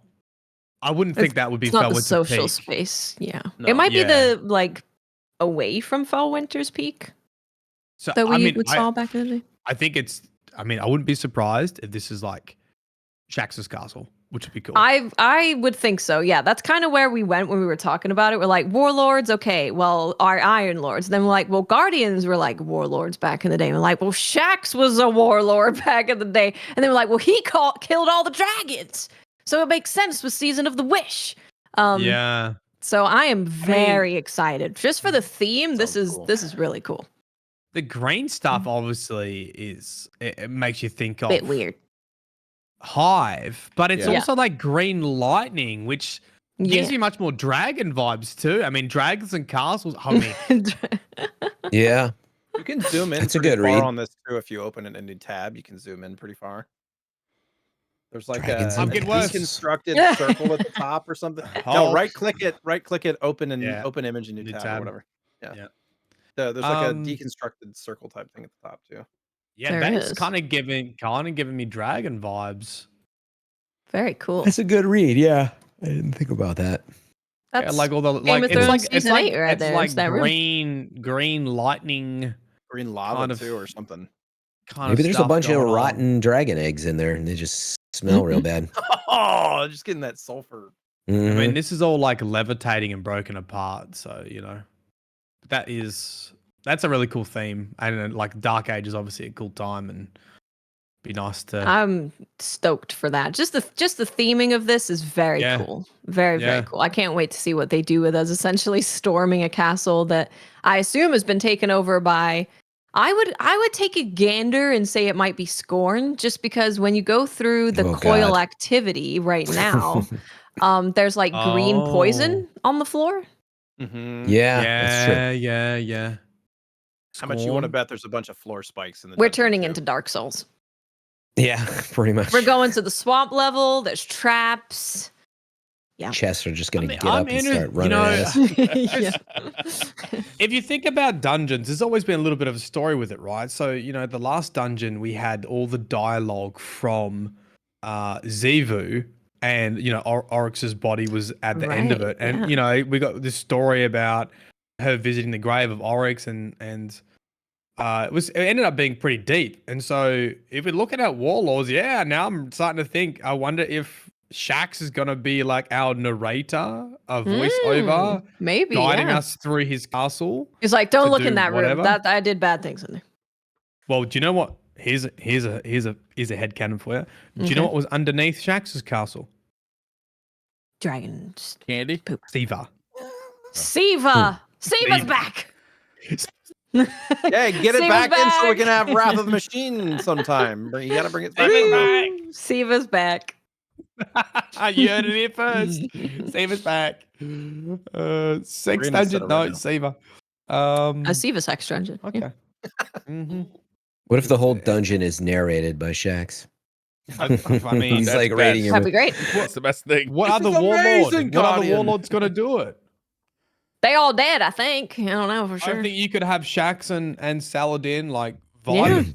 Yeah, they were like. I did love them in the roommates, mission you with know? the moon cheese song. That was Mm. good. They were frenemies. Yeah. One of the Die. things when Shax like agrees to join the Iron Lords, Saladin's like, so does this mean it's Iron Lord Shax or whatever? And he's like, no, just Lord Shax or whatever it is. Like he never took on the title of Iron Lord. He's like, no, I'm not an Iron Lord. I'm gonna keep my title as basically a I'm warlord. Warlord Shax. Warlord Shax. That's cooler. Yeah, way cooler. Sweet. Can't wait. Okay. I look forward Yeah. to it. I always like the It's gonna dungeons. be a good You've time. actually got me hyped up. I literally had not seen that yet, so that's cool. Ooh, baby. That's cool. I called it too. I said EDZ. Everyone was asking, where do you think it's gonna be? It's gonna be EDZ because it's gotta be great. It's an easy. Easy. Oh, 1810? Oh. Yes, the final Oh. final boss Yeah. is 1810. You're not. Of course, you're You should 1810. be, Yeah, all Milo. my stuff's Like, yeah, You've been all my stuff's 1810 for like 4 seasons. Yeah. Yeah, true. Just don't accidentally equip something old. I keep doing that. I was playing this season and I realized I was like, oh, I'm like 1765. No wonder why this is so hard. I just like put on like an old, duplicate weapon. Copy that. Did any of you guys check out the Fire Team Finder? They did their stress test today just for raids. I wanted to, but I didn't. Yeah. I wasn't able to. I didn't check it out. I've heard a lot of really good things about it though. Like it looks extensive in terms of like all the images that I've seen from it, all the tags you can do when looking for people. And then in the final hour, they opened it up for all activities. So raid, strikes, dungeons, all of that. Crucible, Gambit, it's all in there. So you can Yeah, I'm search glad- for activities for people. I'm glad They they're give getting it a- out there testing it. Yeah. Did they give a date at all of like when it's going to be Ooh. final, or is it just they're just testing stuff right now? I don't know for sure. I feel like it might depend on how the stress tests go. Sure. I feel this probably makes sense. I'm gonna go with that. I don't know for sure. I got the impression that like the idea was like it would be a beta until like final shape, but instead of like waiting forever, they wanted to get it out there and start evolving it. But in other words, it'll kind of be out there as a beta, right? But then they'll probably not call it final until later, Wasn't the other system called beta for like 5 Yeah. years? Yeah. Yeah. So they're doing another beta later this month, and then apparently late January is when they're looking to hopefully launch it for everything. Cool. Oh, really? If it goes well. Final? Yeah. So, and this is the feature that T-Rex has been working on. Yeah. Oh, yeah, they do say full release. His baby. Okay, my bad. Their baby. Or wait a minute, but that's under what's labeled the beta plan. The beta plan said, anyway, it doesn't matter, but yeah, that's why I got that impression, I think. It was like the beta plan is beta period begins, but full release is targeting late January. Anyway, either way, I think it's great. And like you should expect a system like this. It's just going to take some time, so I'd be more than happy to stress test it. Coming from, days of I'd rather join a raid and fail than not have anybody to join up with. Yeah. True. It's so good that you can have, like, if you have a group of 4 friends now, you can be like, okay, we can't find anyone. No one's around. You can just look for 2 people through that. Easy peasy. And it's in game. And this is a very extensive feature. Like they keep saying, like, this is a lot. So it might break. Again, but I appreciate all the communication. I appreciate them doing betas and testing it all. It's good stuff.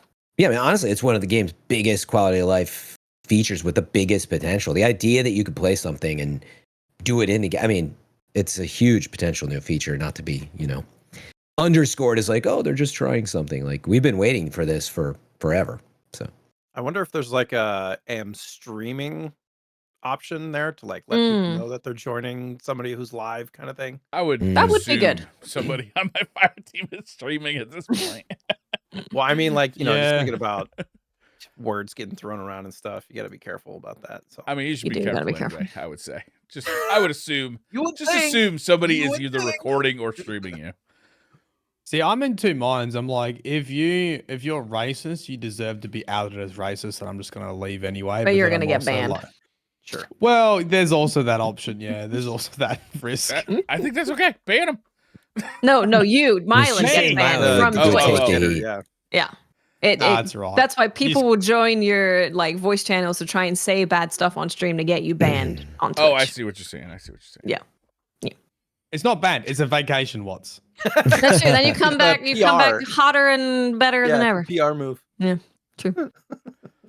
There was some stuff about the Crucible playlist update. I won't go into super detail about this, but the TLDR is that when we were all talking about this with True Vanguard, and like he was worried that there will be a week where there's just not a playlist he wants to go in.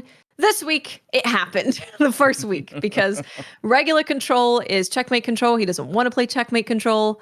And there's nowhere for him to play like regular Clash or regular control. It's either checkmate control or Rift. He doesn't want to play Rift because who does want to play Rift?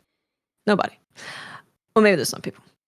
So they're going to be making some changes with, they were just saying that they want to make it to where a regular control playlist is selectable when there's no regular control around. So they're looking into doing that. And then they're looking to roll out checkmate to a wider audience, but they were thinking more so on the line of the special ammo and the abilities, but not so much like the time to kill. So we'll see where it ends up landing. We're getting Iron Banner next week. Now, Iron Banner is actually a little enticing for people this time around, I think. One, because there's an Iron Banana emblem, and that's funny. Oh, yeah, that does look good. It's got bananas on it. But more so because they are bringing back, like, all the old armor. So you're going to be able to obtain all of the old Iron Banner stuff as ornaments, and then there's an armor set that you're going to, like, actual armor set that you're going to be able to get as well. So yeah, that's you know what it is? pretty cool. As soon as something like that's mentioned, I actually feel my motivation increasing to play Destiny. I'm like, oh, that would be nice because I do like the Iron Banner gear. Yeah. I'm like, oh, that's right. That's why I used to play Destiny. Yeah, seriously. And we are getting a new mode called Tribute. So it says here that players are depositing crests at tribute stations to earn points. Banking many crests at once can trigger a hunt phase, which activates a special tribute station and increases the value of all crests deposited for 1 minute of gloriously chaotic gameplay. Take care, as other guardians won't be the only things guarding these high-value tribute stations. Kaido will be watching. So bank those motes. Yeah, nobody's playing Gambit, so they figured out how to put Gambit in the it's basically Gambit. a little bit of Gambit there. A little bit of Gambit.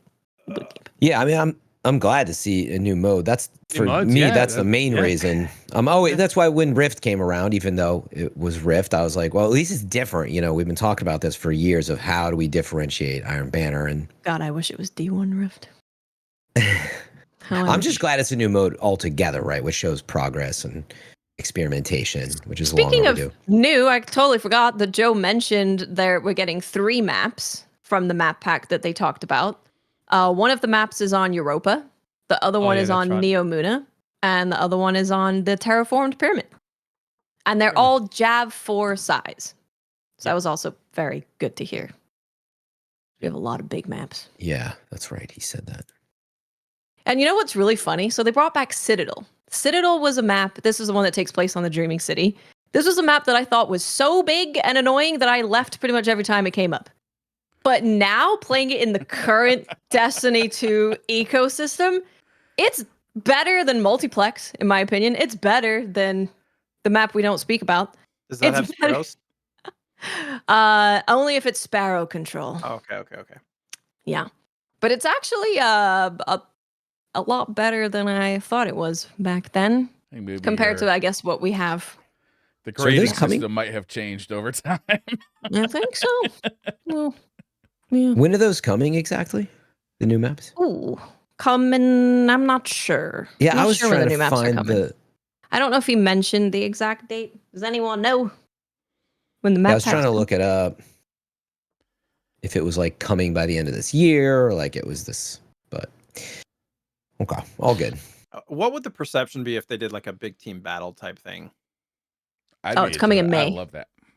Just, I miss once is May, May. once is April. I'm gonna get big team battle. May. I would be cool with big team battle personally. Yeah, they used to be fun. Yeah. You can't need vehicles though. If only there was a Destiny-like game that had vehicles in there. In the combat. What a pipe dream that would be.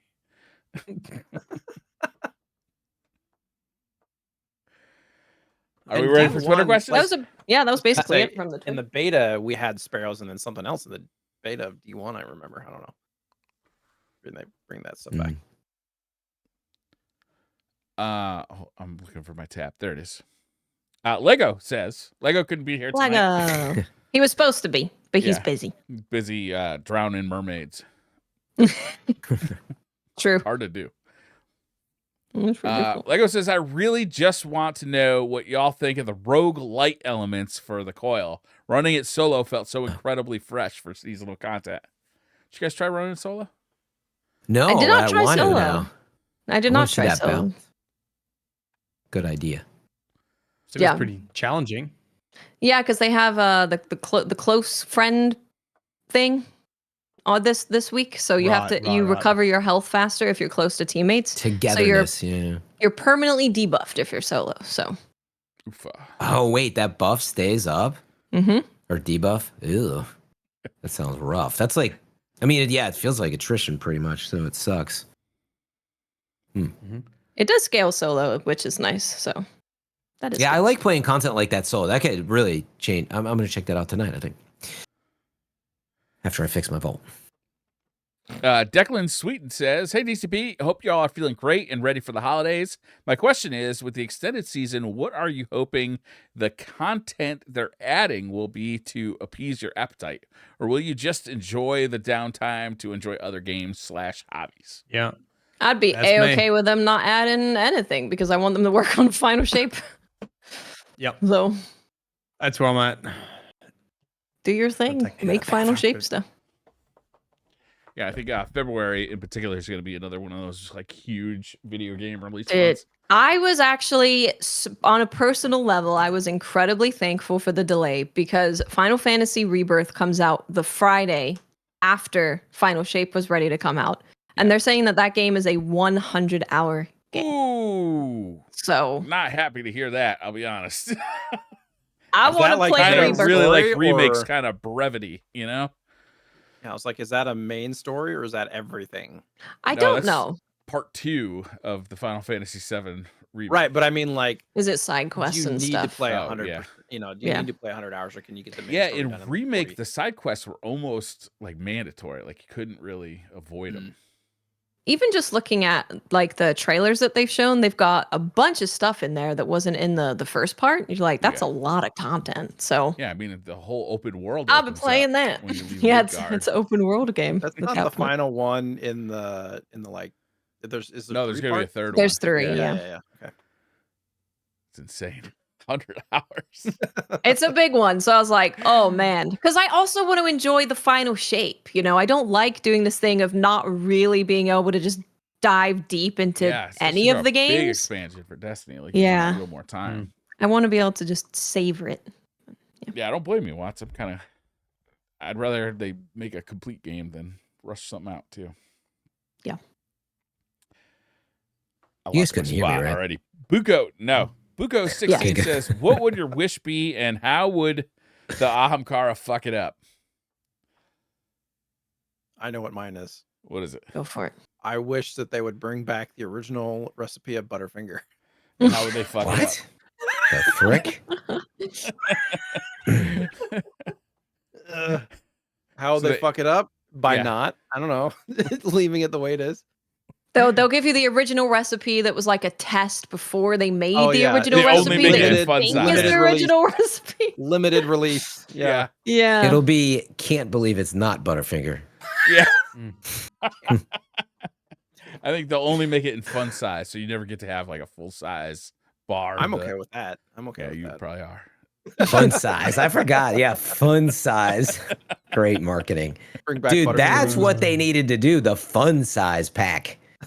Rename the little starter pack. Problem solved. Fun size. Hey, not starter pack. It's a fun size pack. That's a great idea. Get me on that marketing team. I wish they would remake Bedazzled. Yes. Which I hear you haven't even seen the original. I've seen it. It's just, it's so old. I have no recollection Watch of it again. Same actors or new actors? Definitely the same. Like just they're in their 60s or 70s or whatever. They're trying to be cool with their kids that are like teenagers that are like, stop. Yep. Hey, man, I'm sure Hurley still looks good. Oh, yeah. No doubt. So does I'm telling you, man. I'm sure if I actually had a wish, it'd probably be to do with just like making sure I continue to have a career in content creation. And that, I mean, so many ways that could go bad. It'd be like, the monkey guess what? You got depression and anxiety, but well done. You got a million subs. But you got to keep doing Destiny lore. How's that for a monkey paw? Or it'll be some game you don't want to play all day, every day. Yeah. Bro, I'm living the monkey paw as it is. Yeah. So my wish would be that From Software and Konami get together and make a legitimate Castlevania game that's like made by From Software. And get but it's Konami. Itagaki back. Konami's just providing the license. That's all they're doing. It will be a pachinko game, Briar. It will be a pachinko Dark Souls Konami game. That's what Konami would do. I want From Software to make a legitimate Castlevania game. I think that'd be so cool. Or like 3D behind the character. Go crazy, From Software. You got my full trust, basically, because you're making the best Castlevania games right now. They just called something else, as far as I'm concerned. I don't know what the monkey paw would do. It probably would. Watts is right. It'd be a pachinko machine.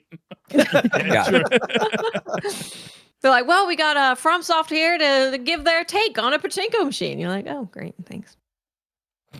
Love it. Kowalt says, hey, DCP, thanks for being one of my top podcasts on Spotify Wrapped. What was your top artist listened to this year? That's right. We got a few tweets about that. Thank you all for listening. We really appreciate that. Yeah, thank you guys. I always get a little happy. Do a little happy dance when I see the tweets about. If anybody doesn't know what Spotify Wrapped is, when you use Spotify at the end of the day, they send you like kind of a little sheet, similar to what Pornhub does. They kind of show you all the like most popular songs, and do they? And you got to read the Pornhub end of year wrap up. It's great. Oh no! I'm sure I'll bring it up on this show when it comes out. Did they really do that? Oh my god. They don't do it for Genius. individuals. They do it for their site as a whole. Oh, Yes. I thought they were doing So, it like, for like people. You find a lot about you find out a lot about very religious like, regions that's- of the Here's country. your You find out king. about a lot Yeah. of different things. Your Oh, favorite man. gamers. What are they doing up on Pornhub? Oh. Yeah. I forgot what I was talking about. So that's but what yeah. Spotify Wrapped is. Yeah, Spotify Wrapped. It Yeah. keeps Most track listened, of like most your watched. listening habits because it has to do that to sell the advertising anyway. So they happen to share it with you at the end of the year. Yep. I can't remember who tweeted it, but they were talking about how their Spotify top is just like children's songs that have been played over and over and over and over again. By their Right. children. That's Yeah. pretty much what mine Baby and is. whatnot. Yeah. Does it You gotta separate? get those I different don't have logins. Spotify anymore, but when I did it was like a family plan. Does it You have their separate own those reports account, out? Yeah, but our per kids are family too young. member?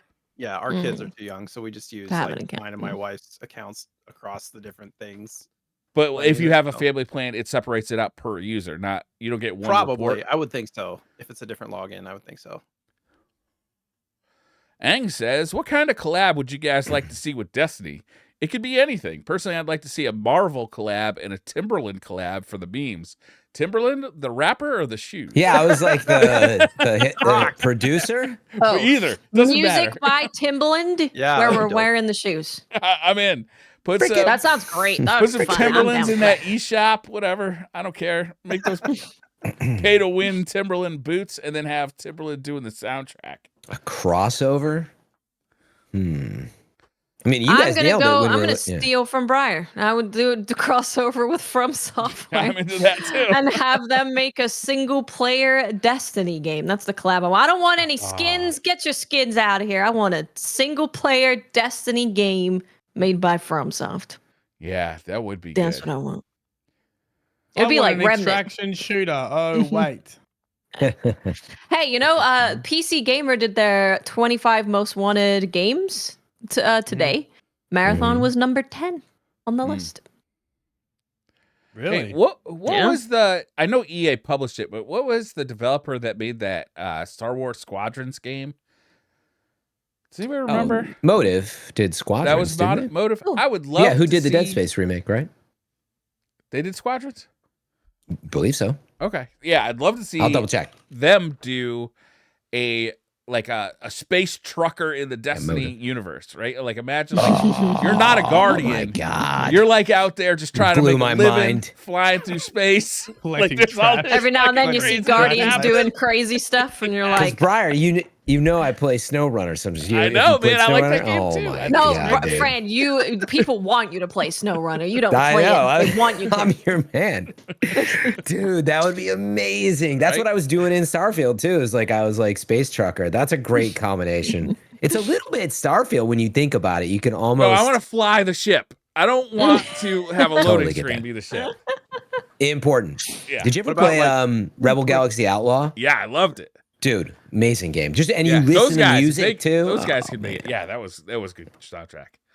What about old school cartoons as like cosmetics, like He-Man or Ooh. Thundercats or Yeah, Transformers Thundercats or would be something? awesome. That'd be cool. That would be killer. Would fit very nicely. I like that. I like that. Just get real crazy with it. Well, I was gonna say with like the PvP glitch that's now a mode, right? The Sparrow racing. Arrow control. Like yeah. they're that close to like get the Mario Kart crossover happening. Like just get it done. Oh, 100%. Like little mini sparrows, full on mechanics and modes and oh yeah. Dude. I don't want How good would that be? another Sparrow racing. What I want is just a Sparrow and a Guardian in the next Mario Kart when they finally make Mario Kart. Oh, 9. that side of it. Yeah. yeah. Like, I That's just fine want- too. yeah. I just want True. like a Just add it Guardian to Mario in Kart 8. Mario There's Kart. already like 7,000 in there. Do it. Otherwise, I was gonna say a Halo Destiny crossover. I mean, Too I'm close. soon. obviously being yeah. Gareth Evans says, "What would you wish for from Riven? Remember, and Ahamkara will always twist." I think we just answered this one, but thank you, Yeah. Gareth, Yeah, we for- did. Yeah. we did. for the Thank question. Something you for about your question. Butterfingers. Animalistic says, "Love the show. What do you guys think of the new season's weapons? Anything good for weapons?" There's actually an interesting perk called Slice, which I got to drop on the new fusion rifle, which is a strand fusion rifle. if I can find it. But this perk is really interesting because of the seasonal artifact. So Slice makes it to where when you cast your class ability, it allows this weapon to sever targets on hit for a brief duration. So Ooh, the I'm a big Strand fan. artifact has a the artifact has a perk that you do more damage if something is suffering from a stasis or strand debuff, basically, with your solar stuff. So this is actually really interesting for solar builds. So you can run solar things and then just have like the slice perk on one of your weapons, and you're boosting your damage. There's a lot of good synergies this season for sure. There is a lot of good ones. There is a lot. Okay. I did end up getting the sidearm that me and TV wanted from the World Loot Pool that was last season. So technically it's last season, but they did the thing where they added the weapons into the Lost Sector loot. So I did end up getting that. And I got Incandescent on it, which would be pretty fun this season with all the solar stuff, having Incandescent on it. So. Yeah, I was going to say, I lose track sometimes, but Attrition Orbs is new, right?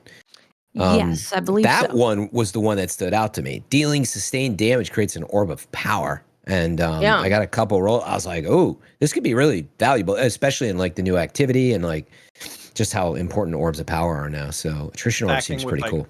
I wonder if like stacking with Masterwork, I'm sure somebody has done it. Stacking Masterwork pop 2 or like a bigger orb, or how does that work? I don't think so. I think it's literally... I think it's just like pops the orb of power based on your damage. I don't know why the Masterwork would change it. Well, you get orbs if you have a Masterworked weapon and you... I see. Oh, I see what you're saying. Get like multiple orbs. Wait, that still works?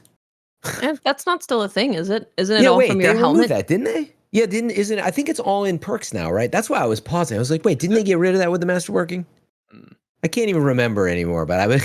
So it used to be, you masterwork to make a weapon, make an orb, but then they put it's mods. The mod on the helmet that makes orbs, which none of us were happy about. Oh, you might... Yeah, I think you're right. I just presumed based on what I was doing that it was still that, but it's... Yeah, I think you're right. Yeah, no, they changed it, but that's what's so cool about it. It is like... There's a lot of orbs that are... popping anyway these days in Destiny, but the fact you can do it with the gun I thought was a really cool perk. So I would look for those rolls. It seems like it'd be pretty powerful. Three Brothers One Controller podcast says, what thoughts keep you up at night, if any? If not, what is your go-to shoe brand? To relate, that's what keeps me up at night. What shoe is my favorite shoe brand? Keeps me. Where am I going to put all these shoes? God, I got so many freaking shoes. What am I going to do with them? Crocs for Briar, right? That's not my favorite shoe brand. It's just my. Oh, come on! Yes, it is. Yes, it is. How many pairs of Crocs do you have, Briar? That's not fair. It does. Does it keep you up at night? Wow, we really hit on it. I have probably 6 pairs of Crocs right now. God. There you go. I don't know where to start with. Well, they have so many awesome collaborations. You got to get them all. But the reason for that is the last set I bought. I'm a little scared they're not going to make them anymore. So I just bought 4 pairs. You're keeping them in business, Briar. What do you mean? Oh my goodness! They have these like kind of canvas ones. That's just Croc material on the bottom. It's just like stop with the Crocs, dude. It's so good. I don't know that I have a favorite brand of shoes. Like, definitely not. I've got a pair of thongs, flip flops as you call them. Flip flops. Thongs is very good. We actually call them thongs here a little bit, but usually that means like a Speedo thong thing. Yeah. But they're called Archies. Do you have Archies? They're basically flip flops, but they've got arch support in them. They're like old man flip flops. Yeah. Rather than just having like. Well, you know what double pluggers are? Yes, I do. I've watched that. I put a double plugger in my phone. I think that was in Pornhub's wrap up. Yeah. There's the crossover I want. Double pluggers. That's it. Holy shit! No, double pluggers is like a really, really cheap like flip flop that you'd buy from like the service station, like the petrol station, like on a rack or something for like $2. I totally And- got them when we'd have a little family holiday to the beach thing, and I was like, I need some jelly beach shoes. Yeah. Yeah. Pick them off yeah, the and they'd- off the rack. yeah, 2 they'd always pounds. break. Off the rack. I Double have the, pluggers. There you go. I have the Yes. stereotypical shoes that basically every dad has. It's just Yeah. like New Balance. New Balance. Nike- Oh yeah. No, Oh, they're like Jay the just- Nike, Jay just made Wiki Feet. Clip it. So close. the Nike like want to look sport, but they're just comfortable shoes. New Balance You- aren't you- comfortable to me, but yeah, it's basically the same thing. Surely find New it pretty Balance is the comfortable. dad shoe. Yeah, They definitely. used to- Not 100%. anymore. Is it not? No, it's like the super cool shoe now. You guys, went to- that trend It's has been not like made that it out for a to little bit. Connecticut. I'm gonna tell you. Right It's been like that for a little bit. I went to a New Balance store in Yeah. Japan, and they had like sweat suits. So it's like a suit, looks like a suit, Made but out it's of made velvet? of like sweatpant material, not Okay. velvet. Oh, Yeah. lame. And it's really expensive. New Balance are they're Yeah. hot now. Like Crocs. Really? Crocs are also they do a bunch of collabs Gonna with say I'm a trendsetter. super famous people. Yeah. So Yeah, it's, Yeah. this New Balance is this super blew my trendy now. mind yesterday. Danny works for like government, and she said people wear sneakers to work now. I'm like, what? Like she's like, yeah, like nice New Balances, like with almost like with a suit, but like not quite a suit because they're not wearing suits, but you know, like that business attire with sneakers. I'm like, huh? Hmm. Shit, That's I have weird. to wear like dress shoes back in the day. No, people just want to be comfortable now. They experienced Yeah. the COVID work at home Yeah. thing, and they're like, I want to be comfy. Yeah, if I'm coming in, I'm wearing my slippers. Wingtips are Yeah, I was not gonna big say about that. on that note, I was trying to think of like my favorite, and then I was like, oh, well, these are like way too expensive, but I love them. Is like Paul Smith loafers or like really nice loafers. But the worst part, I hate wearing them with socks. I like wearing them without socks, and like it just destroys them. Yeah. But they're if you get a really good pair of loafers, and Paul Smith in particular, but that is like $500 for a pair. But anything in that variety, that would be yeah. I mean, I've got them You on might as sale well in the get some past. UGG boots. You got UGG boots. You don't have UGG boots over there. We have do you? Uggs. Yeah, we do. You got Yeah, Uggs? Uggs. Yeah. They're very specific outfit though. I feel like you always see Yeah, the we don't- Uggs kind of attached to the same. Like it's like a woman wearing like black tights and then like a Yeah. sweater that's like kind of oversized. And she's so it going to covers the her grocery butt. store. Mhm, Yes. mhm. It's like a I'm, Oh, very good, right. specific I'm outfit. glad they didn't get lost in translation when they came over there. Oh, totally. There's so many brands of boots that look exactly like Uggs too. They're just Yeah, cheaper. I'm sure. It's about being comfy. You know what We I don't tried support this Uggs year? anymore. This summer I got a pair of Ultra sneakers, which they advertise Ultra. as having like a very wide toe box, and they're pretty comfortable. I was pretty happy with those. I've never heard the term toe box before. No, Yeah. Wide toes. toe box. You know, it's where your toes are in the shoe. It's like a wide. Never mind. I'm gonna read the No, next I question. understand what you mean. I just know what haven't you're heard talking that about. term. Rex says, "Hey DCP, loved your D&D episode. So there's an idea for another episode. Get Loggy to host an Australian slang lore quiz. Also because Mylan and Loggy are fucking hilarious together, and I miss TDU." Officially, we haven't got rid of DDU. He just never booked in any more episodes. I did miss taking out the log. I like to I've got a segment where I call him when he's at work, like at a proper job, and obviously I'm here. And so usually when I like get something wrong, so like this week, I said nip it in the butt because I always thought the saying was nip it in the butt, B-U-T-T. Yeah. And then everyone's like, bud, bud, bud. I'm like, what are you talking about? Bud? And it's like, yeah, it's nip it in the bud. I thought, oh, this has got to be an Australian thing, so I'll call log. And he's like, nah, you're a fucking idiot. It's nip it in the bud. It's B-U-D-D. I thought that growing up as well, and it was hard to break that habit. I mean, Yeah. it kind of means the same thing, but yeah. Yeah. It's like when you say nuclear. I don't know Yeah. if people say that, or a lot of people say, what do they say? I can't even say it anymore. I say et cetera, but what do people say? They say Etc. No, they say Etc. etc. That's what. Yeah, Oh, etc. etc. A lot of people or espresso. Oh, that one's a rough one. Espresso. A lot of people I say always say espresso. Please don't say I it. always say espresso because Oh, there's a coffee no. shop that's actually espresso down the road Espressos? from me. Oh, because Yeah. they make espresso really quickly. Yes, That's yes. genius, actually. Yeah, I yeah, love that. yeah. Yeah. I had to nip that habit in the bud. Says Velprateth in chat. This week in video games says, hey, have you guys heard of Project LLL? It's a new MMO looter shooter from NCSoft of Guild Wars fame. I think I have. Yeah. It's worth checking out the trailer. It's made in Unreal Engine 5, has open world PvE and PvP, plus What's it called? mechs, and it comes out Project in 2024. LLL. Would love to hear your thoughts. I did Is look this at the this. same person that spammed my chat with it? Who said this? This week in video games, Twiv G Okay. podcast. I did Oh, see interesting. this. I am curious. Yeah. After playing the first Descendant, when I see things that look similar Yeah. to that, it makes me go, oh god.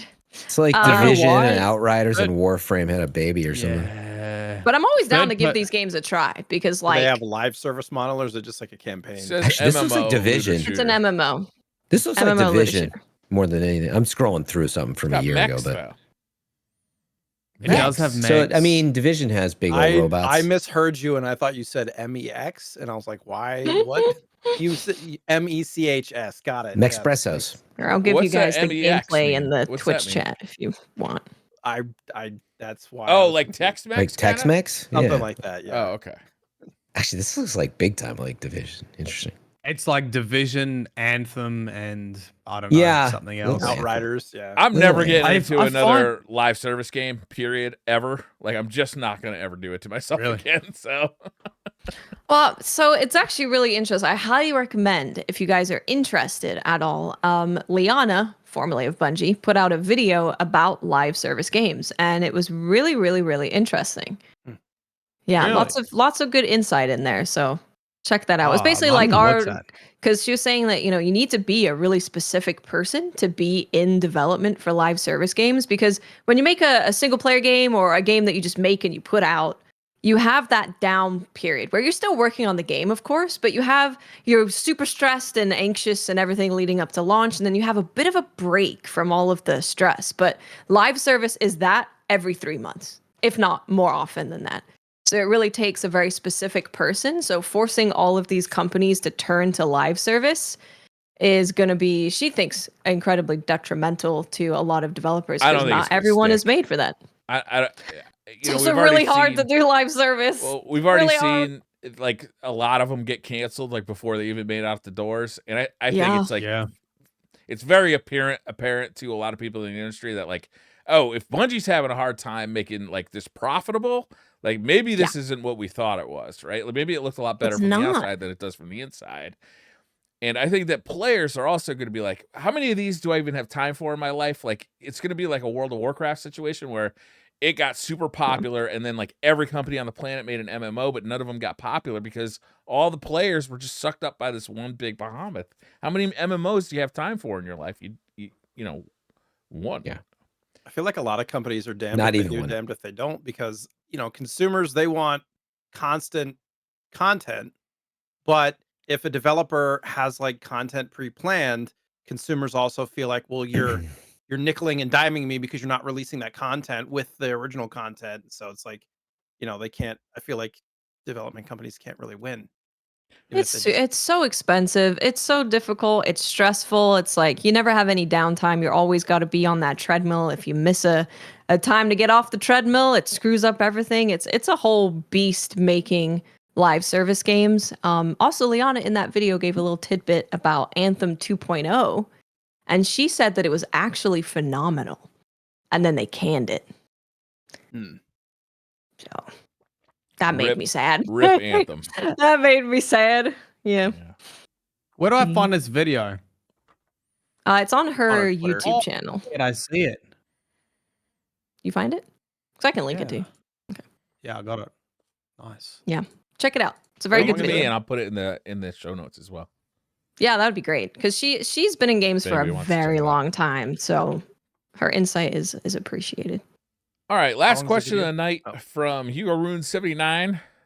You wake up in the Mushroom Kingdom, and Mario and Luigi are offering you a role as the third Mario brother, but you first have to be their spokesperson for their plumbing tools.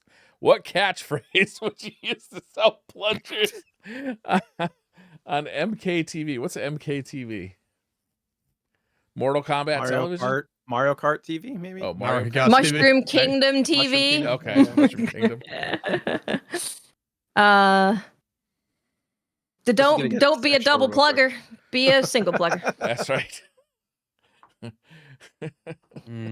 There it is. I don't know.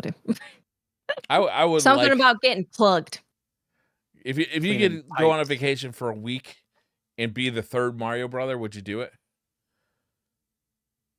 You'd do a What do you little mean? racing. Are you're with the other like think they'd Mario and annoy me. Luigi, or Yeah, you're hanging out with You're them all on doing vacation things together? that Mario brothers do.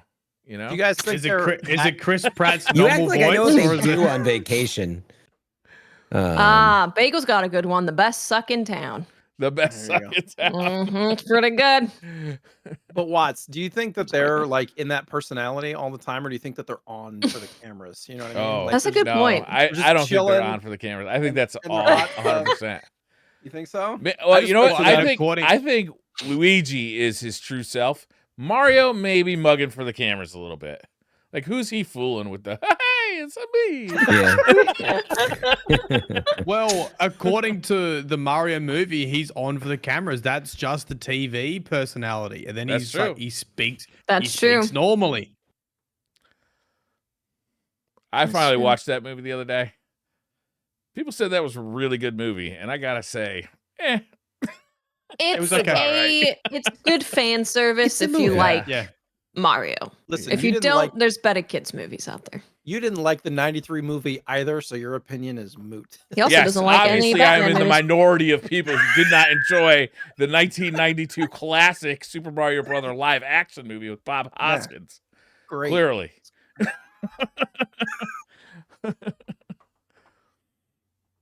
All right, that's it.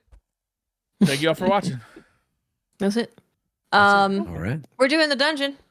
That's Me, right. Mylan, and What time? Fran are taking on the dungeon. We're starting at 3 Dungeon. p.m. 2 Pacific. p.m. Pacific. Dungeon. 3 p.m. Pacific. Yep. Be there, be square. You're all gonna stream it? Yes. Great. I don't know. I'm questioning whether I'm going to stream it or not. You Well, don't we're have gonna to. stream Mylan, so he can't stop us Can't stop. Yeah, Yeah, I'll you stream can my- tune into Mylan at the from very least. I'll us. stream my face in Discord, and Watts can add it to hers. So yeah, he's yelling. Perfect. All right, guys. Thank you all We'll for see. watching, listening, whatever you're doing. We'll be back next week. See you later. Goodbye. Bye bye.